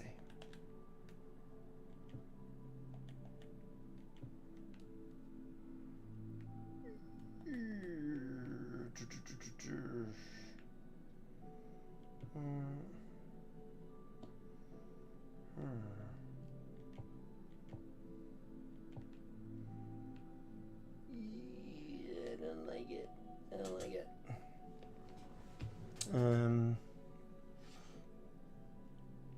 Even old Pokemon games are better than your ones, yeah.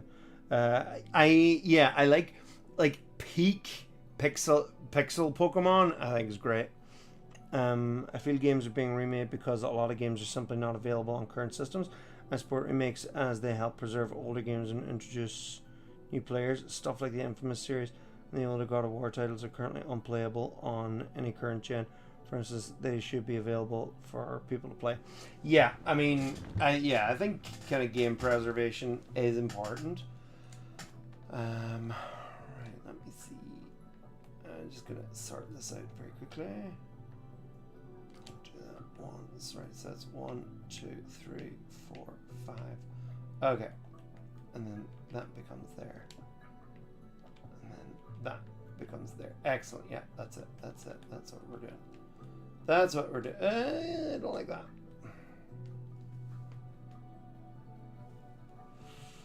Yeah.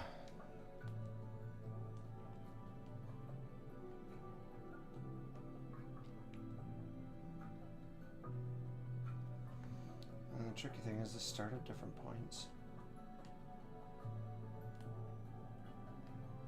And it's tidier to have that one. Oh!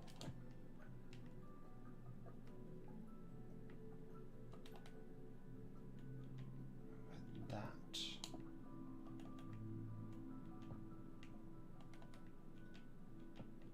Add.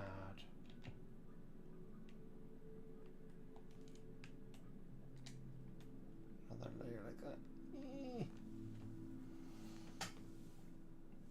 Oh, there's a bit of a mind melder.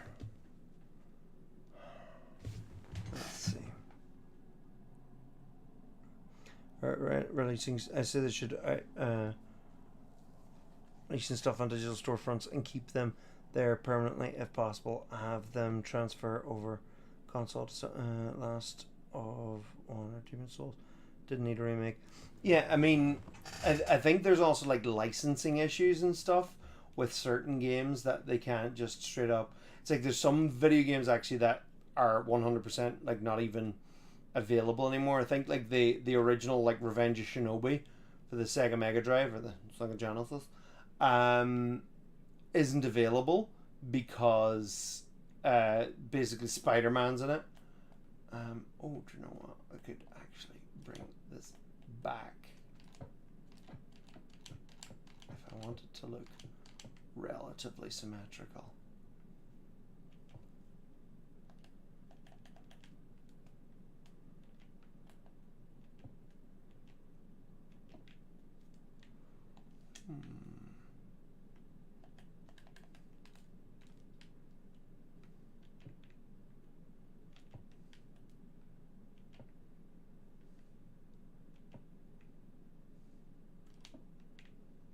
How does that look?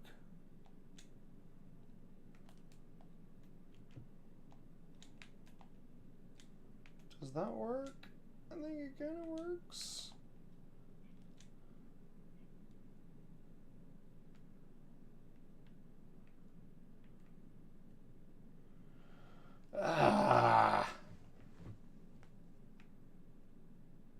Because then inside here, I'm pretty sure the church is inside here.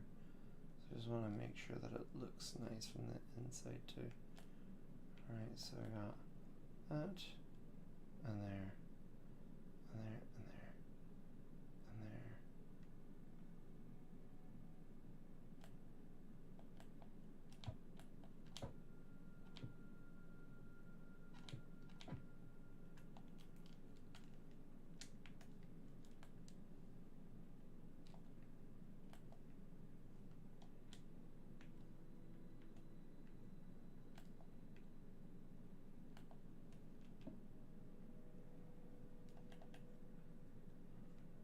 it's very serious.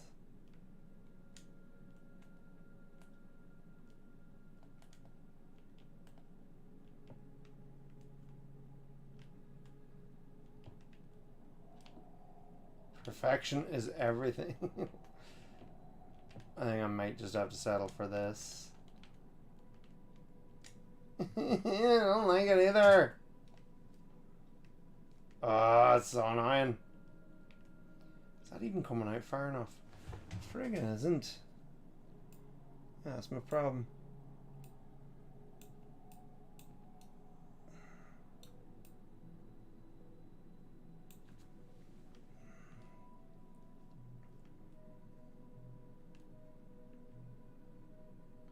Maybe once it actually just goes up, it's not as noticeable.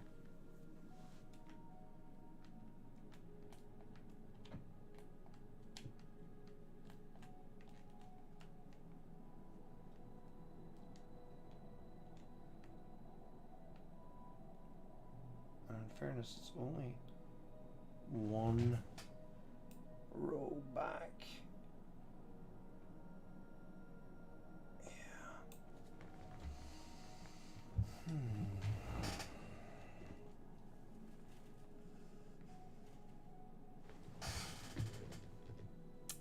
See, PS3 is cheap console to buy, and PS3 physical copy of Demon's Souls. Hard to find, yeah. For now, a lot of older Marvel games are the same and aren't available to play anymore. Yeah, absolutely. Yeah, even some PC games on Steam are getting too old for new hardware to run. Yeah, that's a big problem, particularly with PC games. Because it's like, you know, at least you can still hold on to like old consoles and stuff. But if you've got like an old MS-DOS game that doesn't run on new tech, you know, you're good luck finding something to play that on. Alright, let's see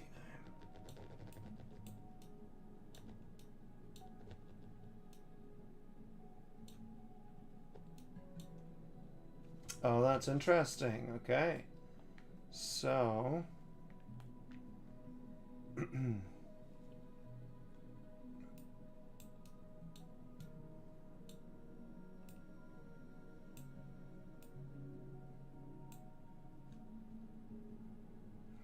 not what I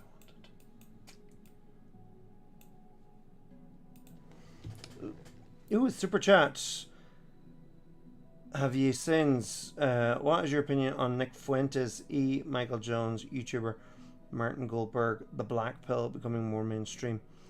Let me just. I'm gonna Google these guys again just to see if they are who I think they are. I've heard of these names. Nick Fuentes. That's Nick Fuentes. Rejoin X. Oh, good for him. 25 years old? Oh god. American far-right political commentator. Livestream, oh, is that what he is? Alright, well I can assume what he has to say. Michael Jones. Ugh, he looks wonderful.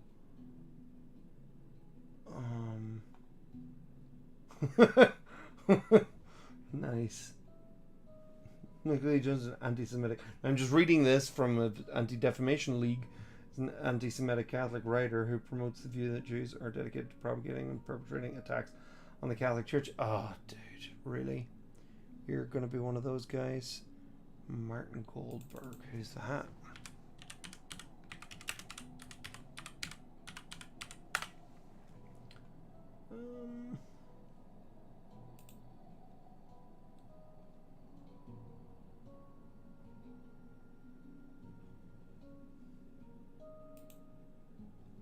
Wow, I just built the most amazing workflow on Monday. I don't seem to be able, well, I mean, I can see, oh, let's see.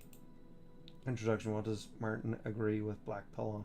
Black Pill, why there are so many, oh god, really? Fear-mongering, plastic surgery. Okay, so we're chatting all about misogyny and all that kind of, I suppose that's what you're chatting when you're chatting Black Pill. 2 seconds, I just want to check something.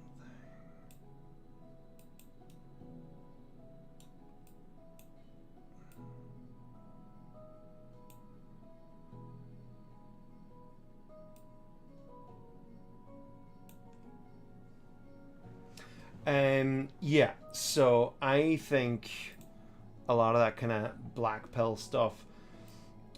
I mean, it's so much of it is related to our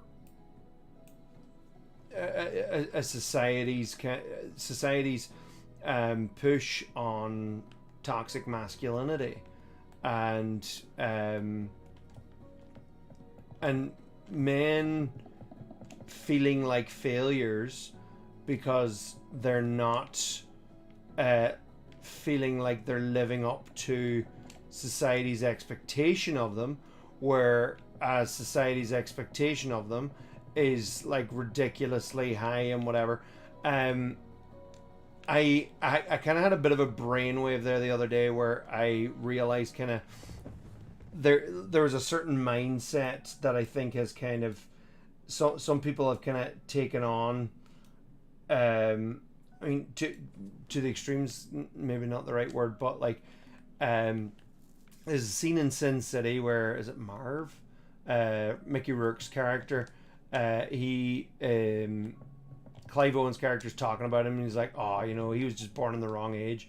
You know, if he was living in some other time, you know, they'd be throwing women at him and all this kind of stuff. Now, you know, obviously Sin City is, I think it's a really cool movie, but at the same time, it's really misogynistic and all sorts of. Frank Miller has a whole pile of problems in himself,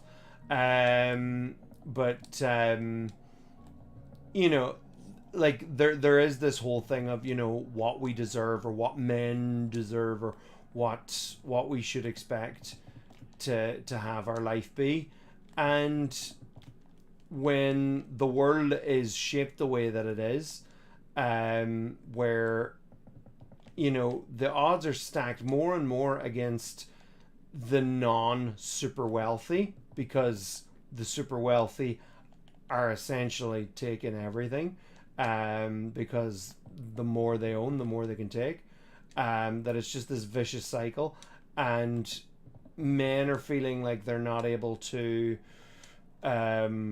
provide because society says for them to provide, and if they can't provide, then they're failures, and all of this.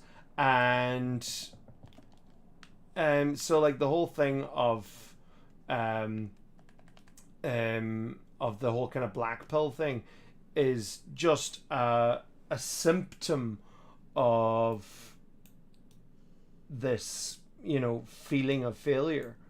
Oh wait, this actually just goes straight down. Huh. There you go. Where does that end?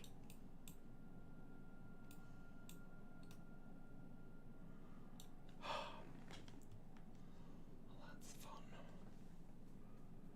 Oh, I think actually it just does it in the corner here.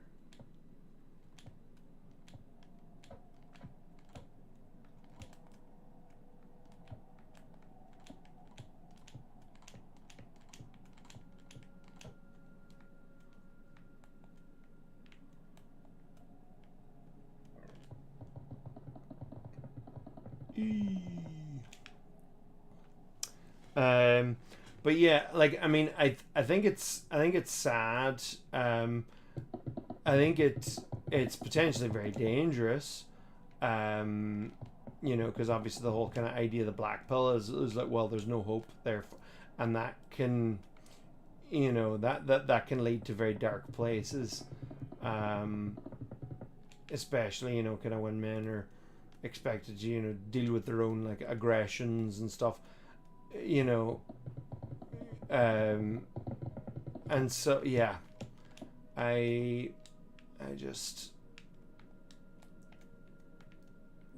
my major problem with it, with a lot of the whole kind of black pill thing, is there's so many shills out there who are, or not shills,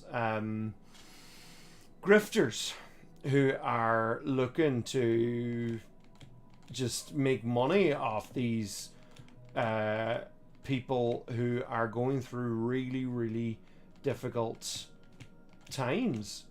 And, you know, these men are struggling, and, you know, these guys, often wealthy guys who, you know, have a lot going for them, and they're like, oh well, I mean, you just need to try harder. Like, I mean, it's just classic American pull yourself up by your bootstraps.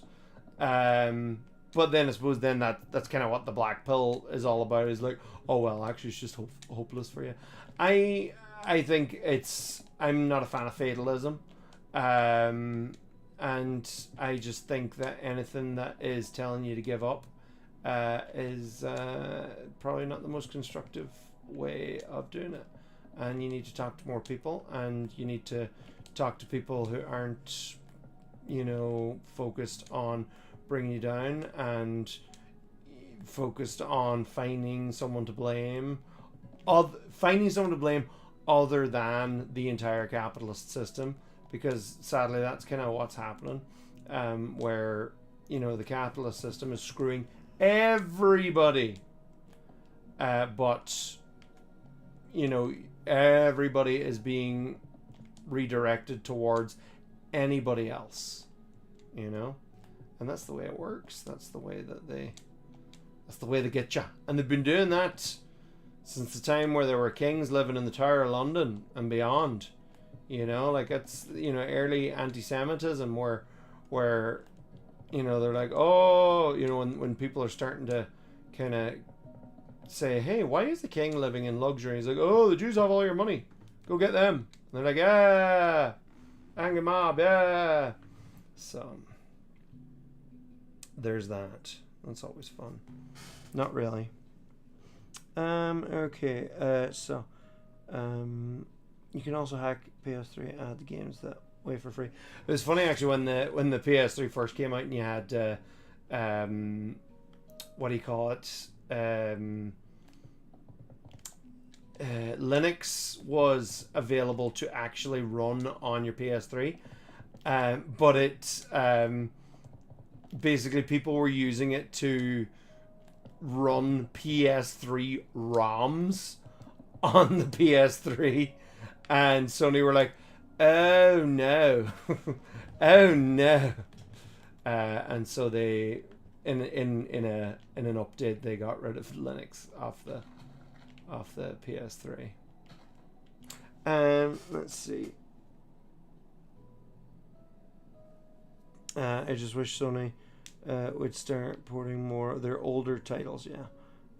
Frank Miller is one weird guy after all. Dude, holy terror. Yeah. Everyone except billionaires like the Muskrat. Yeah. Bonesaw McGraw has returned. Hello, Bonesaw. Love it.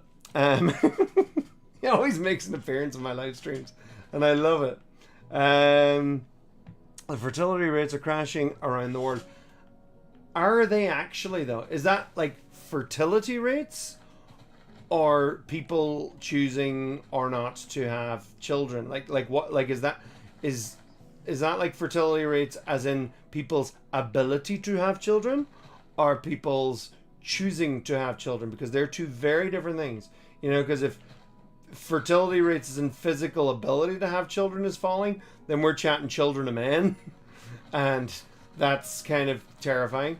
But you know, if it's people choosing to have children or not, that's a whole different issue. And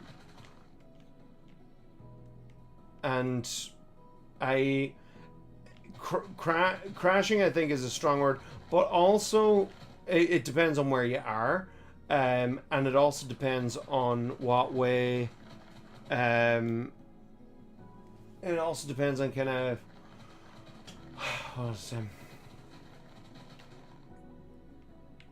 you know, there are some places where you've got people who are choosing to not have children because of economic reasons, because they're feeling the crunch, because they can't afford anything anymore. Meanwhile, you've got, you know, Elon Musk, who's like, I'm going to single-handedly repopulate the world and populate Mars while I'm at it. And like, I think just this obsession with some, particularly men, about let's just have as many children as possible, and it's like, guys, calm down. You know, like, also populations tend to peak you know, usually like Germany's population has been in decline for some time, but like that's kind of a natural part of what's the word, demographic development, evolution, whatever word you want to use there. Let's see. Bone troll.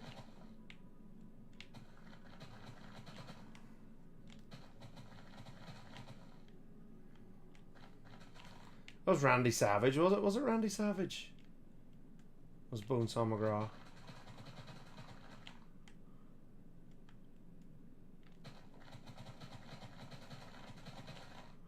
Right.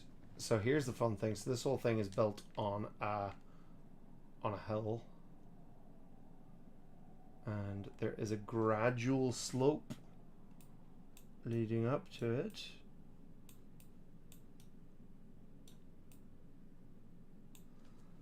Just a little one.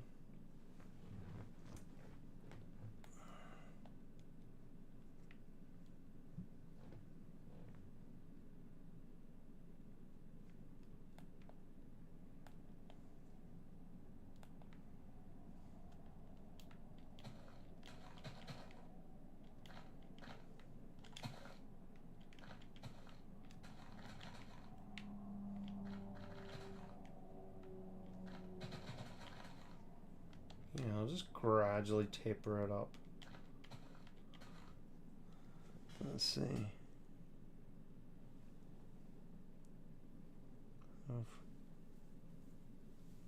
Hello from a fellow Donegalese, good man. There's 8 billion of us. It's fine if not everyone has kids after all. I 100% agree. You know, like I don't subscribe to the whole idea of, oh, we're overpopulated either, but at the same time it's like I don't think we're you know, like there's plenty. I don't think we're gonna die out anytime soon. You know, as long as we can sort out climate change and all of that, you know, because like that, like this is what annoys me about the whole, oh, people need to have more babies and stuff. It's like, people need to sort out climate change. Sort out climate change. And then you can worry about all of your different stupid little things. But until you sort out climate change, you're not allowed to complain about other things, because climate change is kind of like one of the most important things that is actually going to affect everybody. So, what are you going to do about it, Elon? Have more babies. Neil deGrasse Tyson put it one way where it was really good, where, you know, someone was talking about coming up with the technology to terraform Mars, and like coming up with the technology to terraform Mars.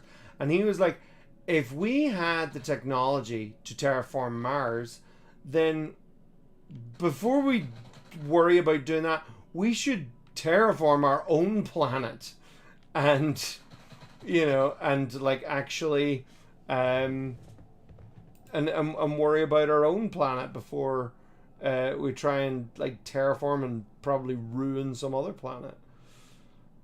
So there we go. Let's see. No, that was a wee bit too steep, but that's okay.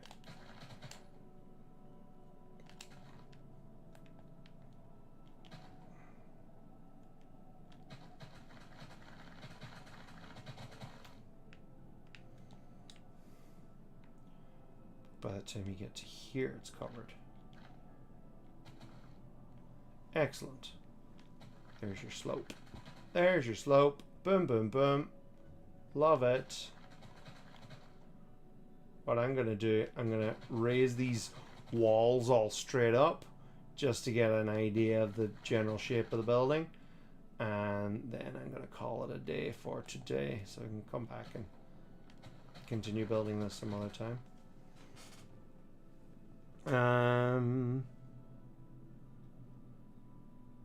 I think he. Oh, that's what I was going to Google. I was about to Google something. I think Bonesaw was based on Hulk Hogan, but I think he was played by Randy Savage. Yeah, like that was Randy Savage that played him in the movie. But yeah, I mean, in fairness, that was basically every '90s pro wrestler coming out and talking like this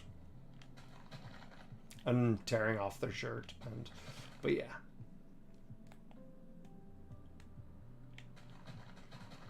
But of course, we live in a world where Hulk Hogan comes in the and rips off his shirt to show favor for Trump, and it's like, cool. I love the world we live in. This is so much fun.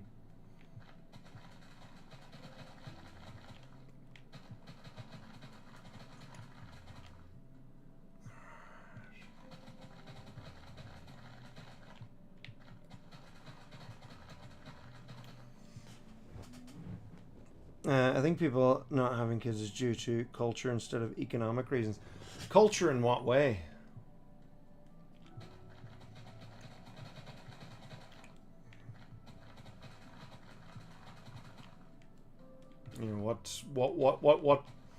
What part of culture is?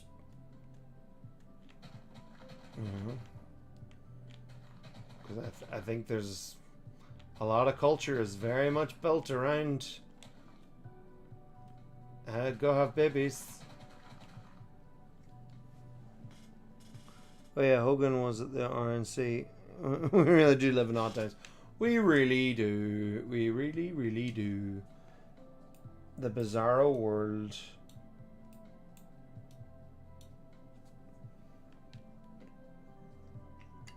In the back here.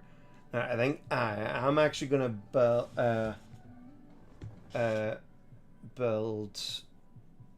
design this for the modern period.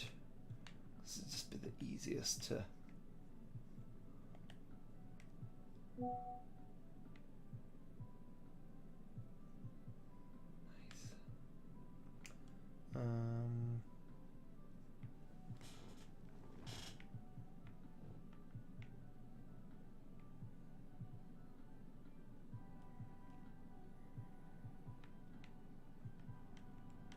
What's this one?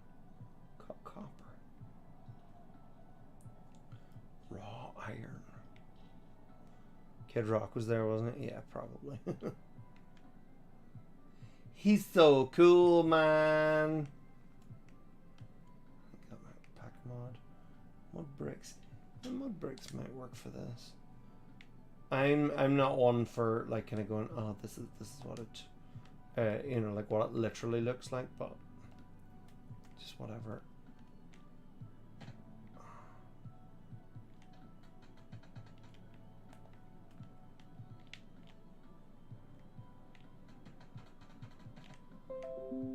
Love the sound of it.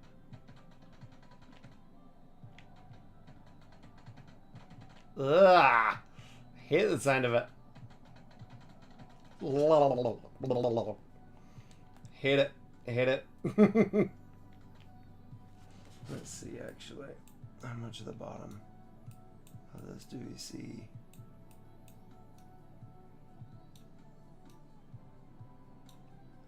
Ah, oh, that's interesting. Okay.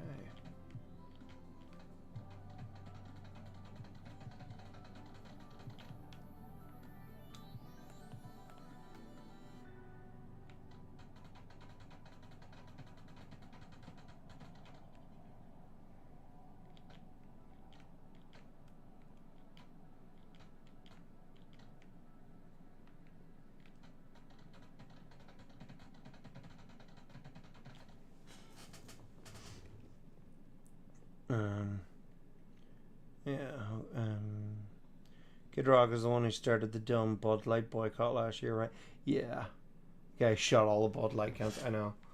Like the weird one I often find for, I'm gonna shoot a whole pile of these Bud Light cans is like, you bought the Bud Light in order to do that, you know, like,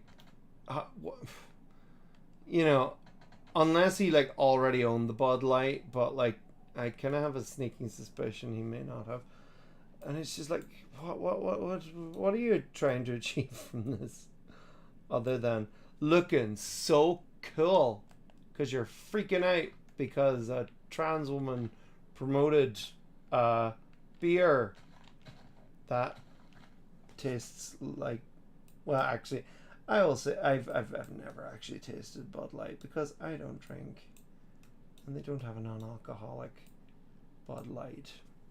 Although the non-alcoholic Bud is actually very nice.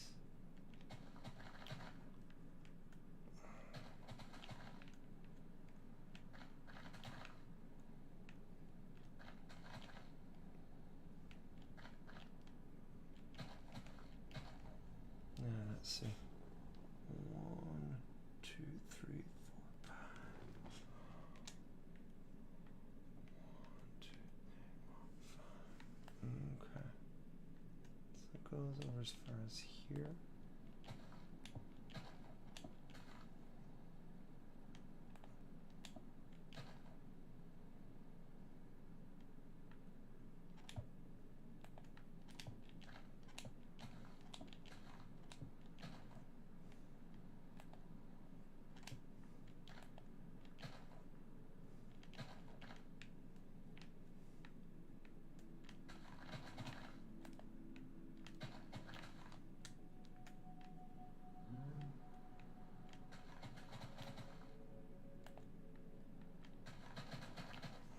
Let's see. A big promotion. It wasn't even a big promotion. Yeah, it was just some social media. Yeah, exactly. Like it was just a sponsored ad on social media. It wasn't like a huge ad campaign or anything. So stupid. Not that that should make any difference, but like, you know, guys, ways up. Let's see. Are Irish people known for drinking? So it is part of the stereotype of Irish people, of the kind of quote unquote drunken Irish. Sadly, there is an element of truth to that, where we do have quite a dominant drinking culture. I would not call it a healthy one. It's similar to a lot of kind of, at least from my experience, it's similar to English drinking culture, similar to some North American drinking cultures, where like I find on the continent, in Europe, that, you know, people get drunk as a result of drinking, whereas Irish people seem to drink to get drunk. You know, it's the objective as opposed to the what's the word? That word has left me. Side effect. Alright, that works. Sounds pretty cool. I like that.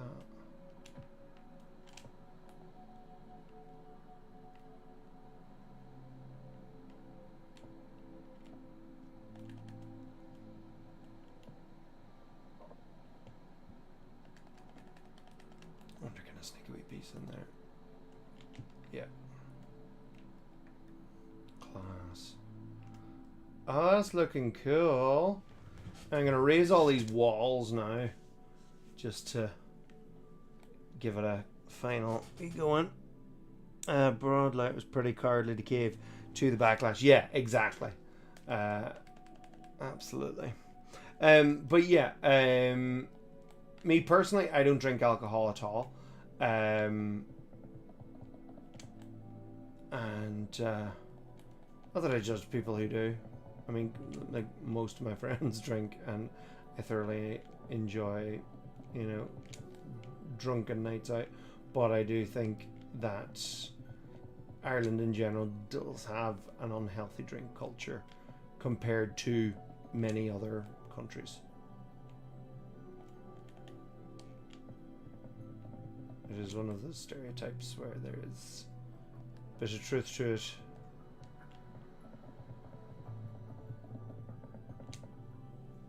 Let's see. Poor Dylan Mulvaney can't leave her own home now due to the harassment she got. That's terrible.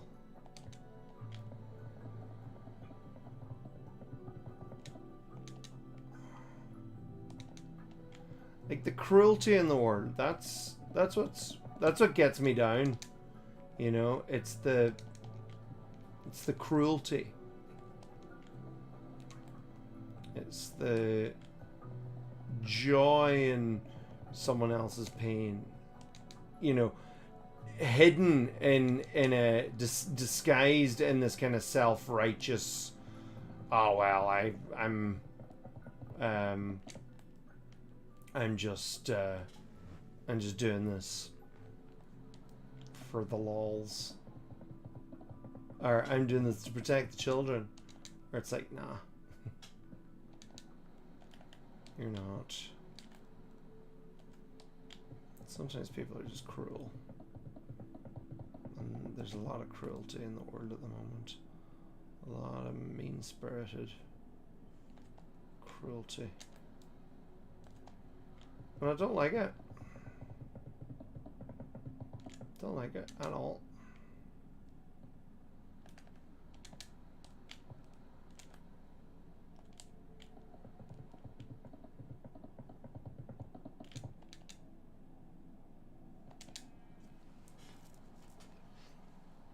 Sketchy Irishman, I am building the Tower of London. I'm being very patriotic by building the Tower of London. It's one of my favorite castles. I love the whole layout of it and the history of it. I think it's really cool. And the development of it over the years. That's one thing I've been really enjoying about the Monarchs of England videos, is doing the research and working out what these different buildings looked like at different points in history. I think that's really cool. Obviously, this is not the way that these walls would have been built back in the day.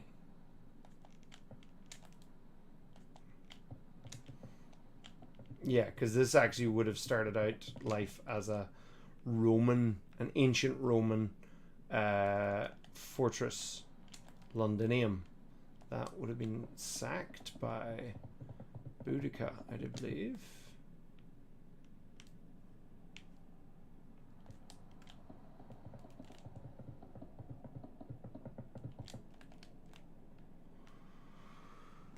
I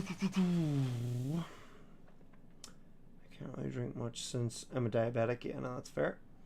Need to give myself insulin. Nice. The world has become a much meaner place the past decade. People have forgotten empathy and kindness. I totally agree. There's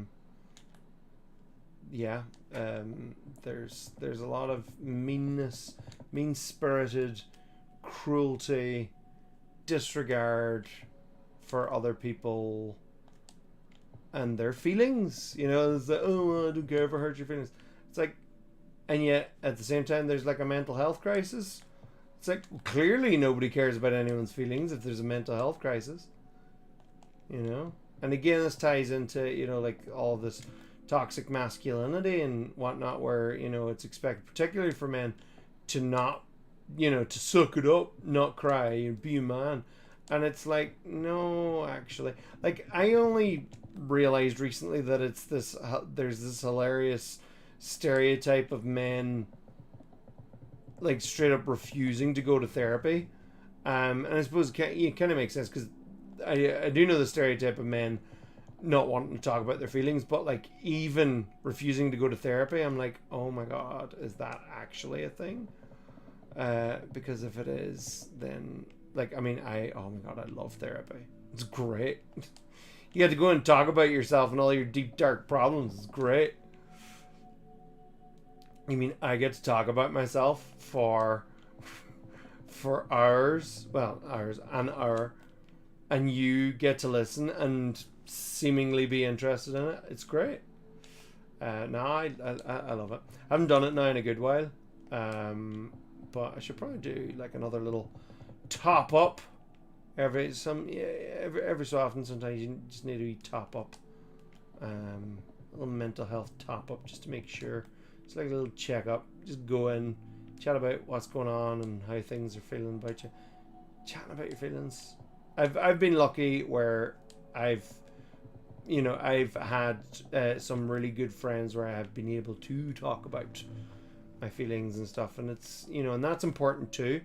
But sometimes the need of a professional can be great too, because where you got your friends, they're they're your friends, so they can help, and it's great for them to be able to listen. But more often than not, I'll probably always take your side. So sometimes it's good to have a professional, to sometimes cut through the BS or challenge you sometimes. And fair enough, some friends can do that too, but for a professional to be able to do it. And sometimes you can't see the wood from the trees. Let's see. Kind of don't want to look up at this yet, just because I kind of want a bit of a reveal at the end.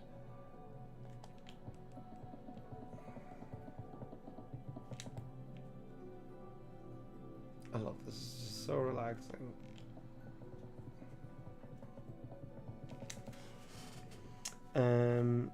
Let's see. The refusing therapy thing is real on some level. There's a bit of toxic masculinity, but some people like myself don't have the best experiences when it comes to therapy. Oh, well, I am sorry to hear that, because that sucks. I suppose it's probably something that I've kind of taken for granted, particularly given that I have had some so I had a friend who was like full on for years. She is now like a fully qualified psychoanalyst. And like we'd have loads of like deep conversations about that, so like when the time came for me to actually go to therapy, I could hit the ground running, and just to be able to dive straight into talking about my feelings and emotions and my deep dark origins of where certain things come from. Whereas I would imagine with some people, that they would have to build that up and break it down, and but at the same time, I have had nothing but really good experiences with therapy, thankfully, and I've had, for the most part, really good results. That being said, I'm on antidepressants and stuff, but if you need it too, that's part of it. There's nothing wrong with it. Same way as you take medicine for any illness, mental illness is also part of it. You do what you can. Or sometimes you chill out and play Minecraft and relax your brain and do something quiet, constructive, and repetitive to just zone out and slowly but surely achieve a goal that you have set for yourself, and see if you can do it. And that's part of the fun too. As a man, I get really tired of the expectations put on me. I'm not allowed to show my emotions, not allowed to do stuff like baking and other more feminine stuff. It really just sucks. Yeah, I love baking. That's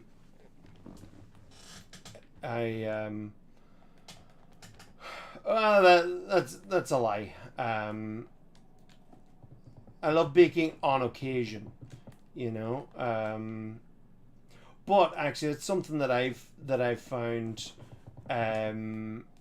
very much now as a father. Like when I'm out and about with my son, like he's like one and a half now. Like when I'm out and about in the town with my son, Like the amount of people who'd be like, "Oh, is mommy getting a day off today?" Or he's like, where's his mum? And it's like, oh, she's at home. Oh, is she getting a day out? It's like, well, no, like, she's chilling out. You know, she's doing something else because, you know, I have my child. I'm with my child. You know, that's what I do. And like just the complete double standard where it's like guys can do just bare minimum of parenting, and people are like, oh, isn't he so great? Look at him, isn't he so good? You know, like I was in a bathroom, changing my son's nappy, and and some guy came up, like an older guy, and he was like, oh god, I could never do that. And then I was changing his nappy somewhere else, and this lady came up. She's like, "Oh, aren't you so good?" And I'm like, "Changing his nappy? It is the like bare minimum childcare. My God!" Like, yeah, sure, changing nappies is not pleasant, but like, you know, I'm his dad. And it's like, you know, you shouldn't be like praising me for doing the bare minimum. You know, when, like, would you go up to a woman sitting there going, aren't you so good for changing your own baby's nappy? That's just so amazing. It's like, no. Oh, dear. But such is the world that we live in and the expectations that we hold to different people. Let's see. Men a more individualistic mindset and competing with each other for women. Like, what makes you say that?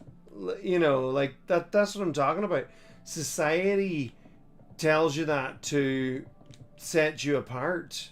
You know, like what, like why? You know, why is it? Oh no, men are more individualistic. It's like, why? Who says so? You know, and if you're sitting like, well, I know I'm more individualistic. Maybe you are, or do you feel like you should be more individualistic because you're hearing these expectations?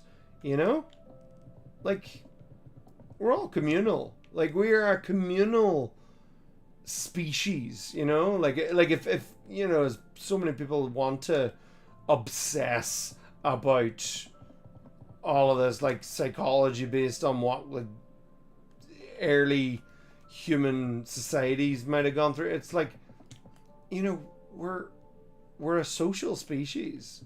You know, we work together.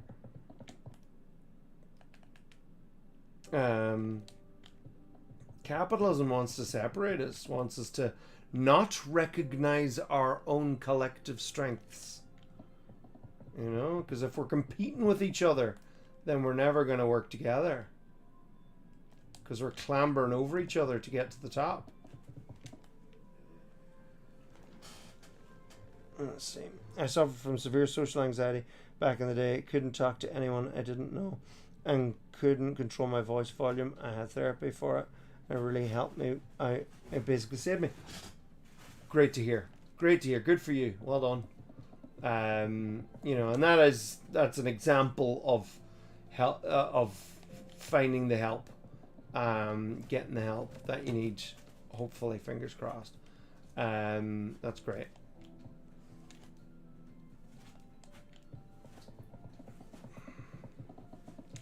Good for you.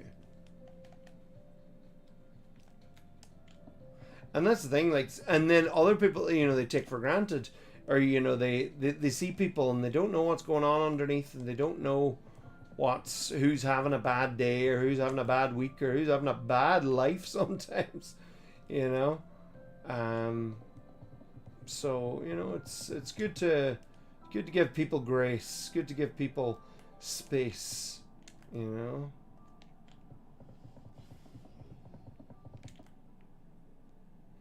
I'm looking forward to looking up at this to see what it looks like, but I'm purposely not looking up at it until the end.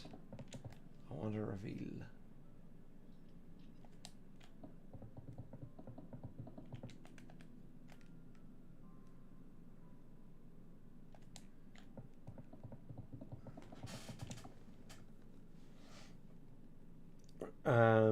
I remember a few years back, Pierce Morgan got pied by Harry Hill because he criticized men for wearing papooses to carry their kids.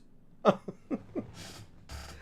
you know what? I find Pierce Morgan is a very interesting character because I do occasionally find myself agreeing with him on certain things.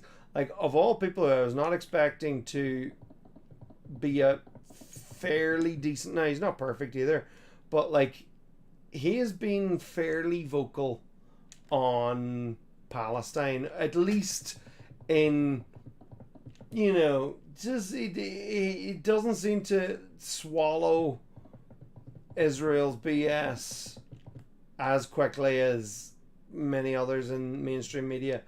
And I remember as well years ago when he was over in the States working, he had a show or a panel or whatever it was, and he had a lot to say about US gun control, and I'm like, dude's got a point. I agree with him there, you know.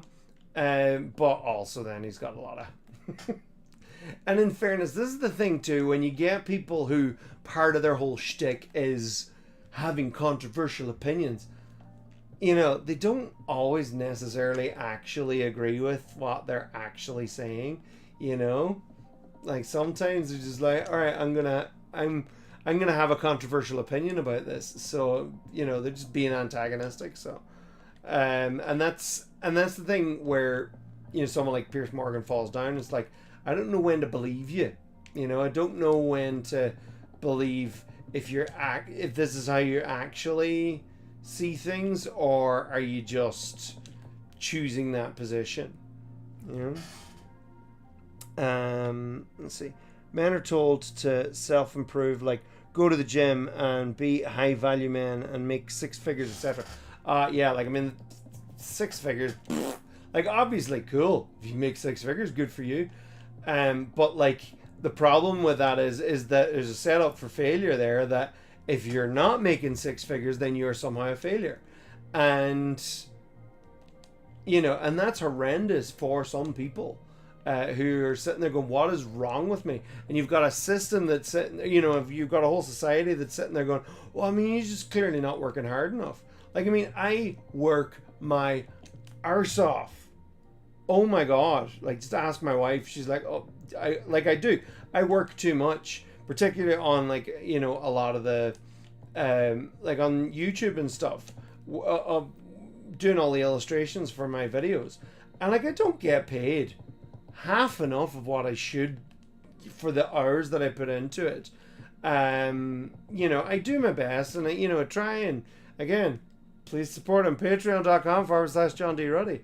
And like, I say it jokingly, but I also don't, because I do need the money, because I've got a child. I've got a family to support. And even though I see through a lot of the BS of, you know, providing and stuff, but it also stings for me, because like, I'm sitting there going, you know, I wish that I was providing more, you know, and I'm questioning sometimes, you know, whether or not I am a failure and all this kind of stuff. And like, those, and at least being aware excuse me, that your mind can go there is one thing, but like, it is still damaging, even if you catch yourself thinking it, you know. Like, it's not easy. It's not supposed to be easy.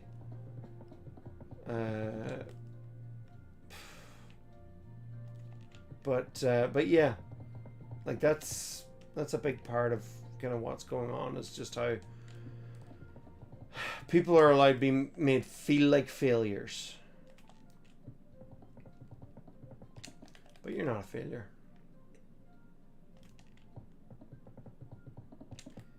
You are doing what you're meant to be doing, hopefully.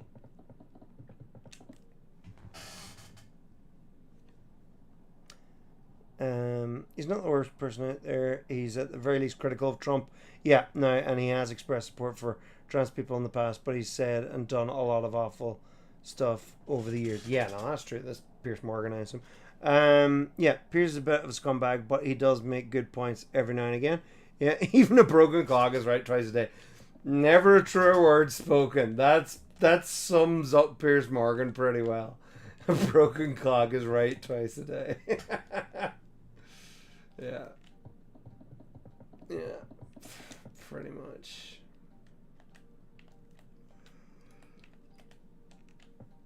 I get tired now. It's like 20-1 here in Ireland. So I will go to bed soon, because I am with child in the morning. So you should all like totally praise me for, isn't it great he's getting up with his baby in the morning? Isn't it great? Oh, he's giving mommy a morning off. It's like, no, that's no parenting. And yes, she is getting a morning off, but it's not like she's on every morning. Like, we just tag team it, you know? You do what you do, because also childcare is insanely expensive. And also, it's great to be able to spend so much time with him. Because he's so much fun. And he's so cute. He is ridiculously cute.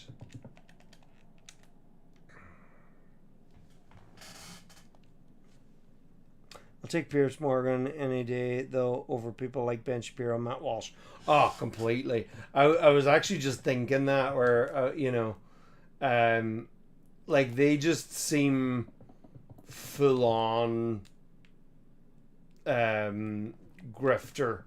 You know, they'll just say whatever. Like, I mean, that interview still of Ben Shapiro with, what's his name now? He was some BBC journalist, and like, this would be it'd be like a kind of a center right kind of a journalist, and Ben Shapiro starts like just going full Ben Shapiro mode, you know, talking as fast as he can, blah blah blah blah blah. Like starting accusing this guy of the mainstream media and all you leftists and your man's like, oh lad, if you had any idea who I was and who you're talking to, you would not be saying this. But clearly you don't, because he was just on autopilot. And Ben Shapiro since said, yeah, I didn't do enough research for that interview. And it's like, yeah, so shut up.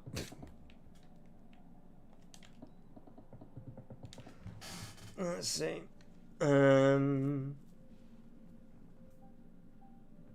Those are broken clocks that are never right.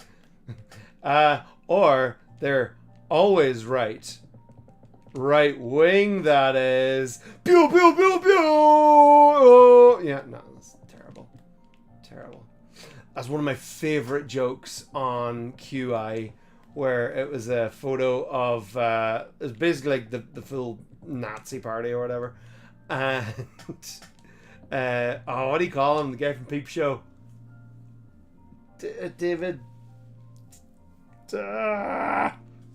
His name will come back to me. But they were pointing one of them out. I think like they were trying to point out which one was Goebbels or Goering or whatever. And they were like, oh, which one's he? Oh, I think he's the one on the far right. And then he says, I think you'll find they're all on the far right. And I was like, oh. Clever joke. Oh, what's that guy's name? David. Is it even David?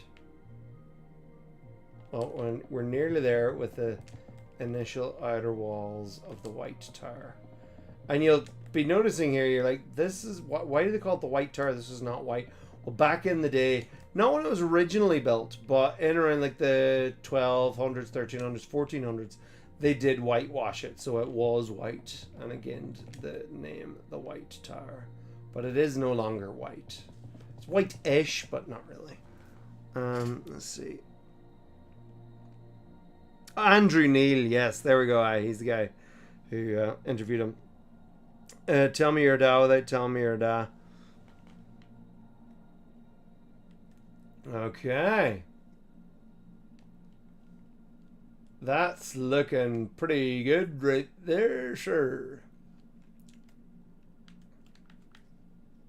Oh, I like it. So, just eyeballing it, it will go up to about here-ish. So I might even just do this for next time. And I just get a different color. What's this? Bamboo mosaic. There we go. We'll just use this as a marker.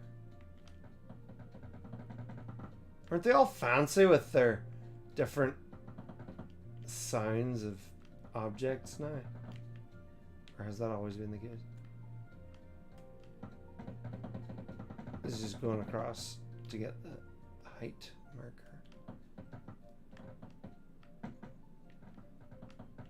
Okay, yeah, there we go. Right. Let's see what it looks like from above. That's pretty good. It's not like perfectly square, but I don't think the actual... No, it's not actually. That's pretty much bang on what the shape of that building should be. That's exciting. Ooh, stars. Do these have actual constellations? It looks a bit like Scorpio. They're actual constellations. That would be so cool if there is.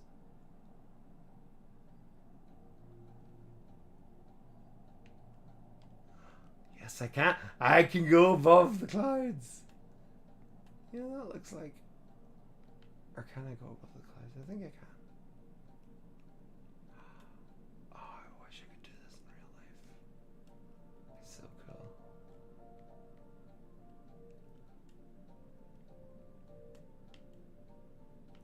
Where's the moon?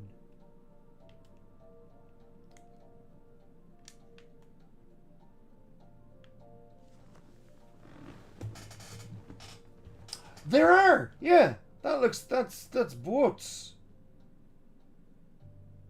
The shepherd. So...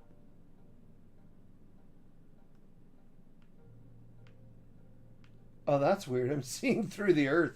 I'm seeing the stars through the earth. Yeah, that's the shepherd, so... What else we got?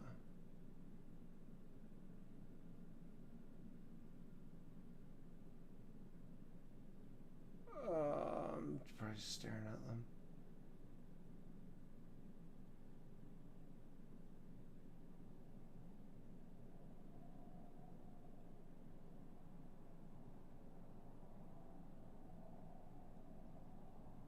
Maybe they're thrown in randomized. Huh, I'll get myself up a wee star map here. Star map. Northern Hemisphere. That would be really cool. Well, actually, hold on, I can do that. I'll not bother. Images.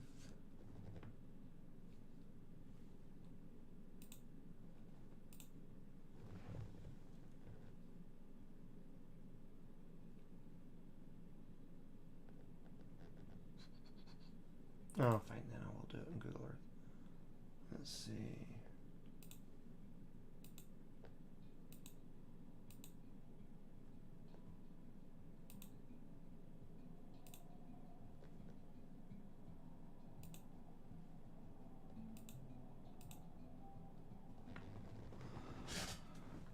Or not.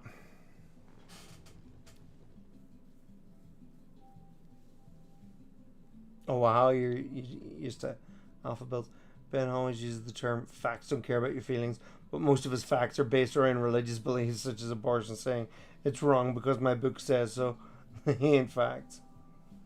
But that's the problem as well though, is that, you know, if you say, oh well, they're not facts, and it's like, but they are facts because God wrote them, so they're facts because they're facts. Like it's just circular logic. Let me just see.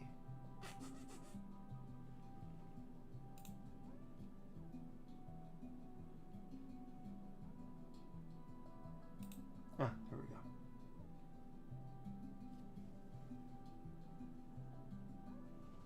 Yeah, so.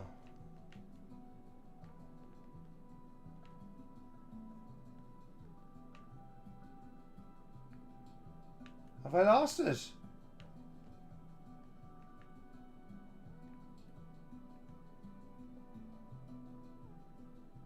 Oh no. I've lost it. Where is it? Where's boats?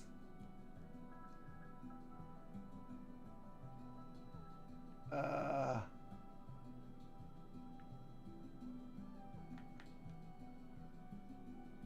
know I'm not going to be able to see through the earth. Oh well. But yeah, I am convinced that there are. Yeah. Oh, just look straight up, John.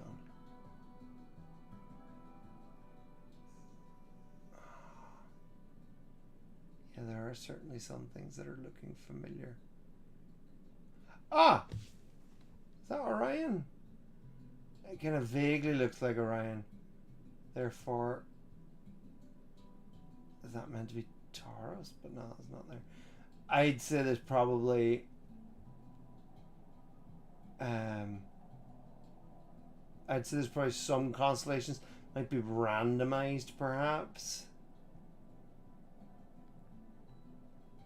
Or maybe we're just staring at them. I cannot see.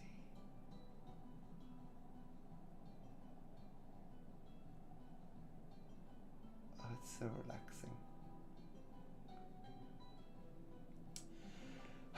Anyway, folks, let's just go back down to.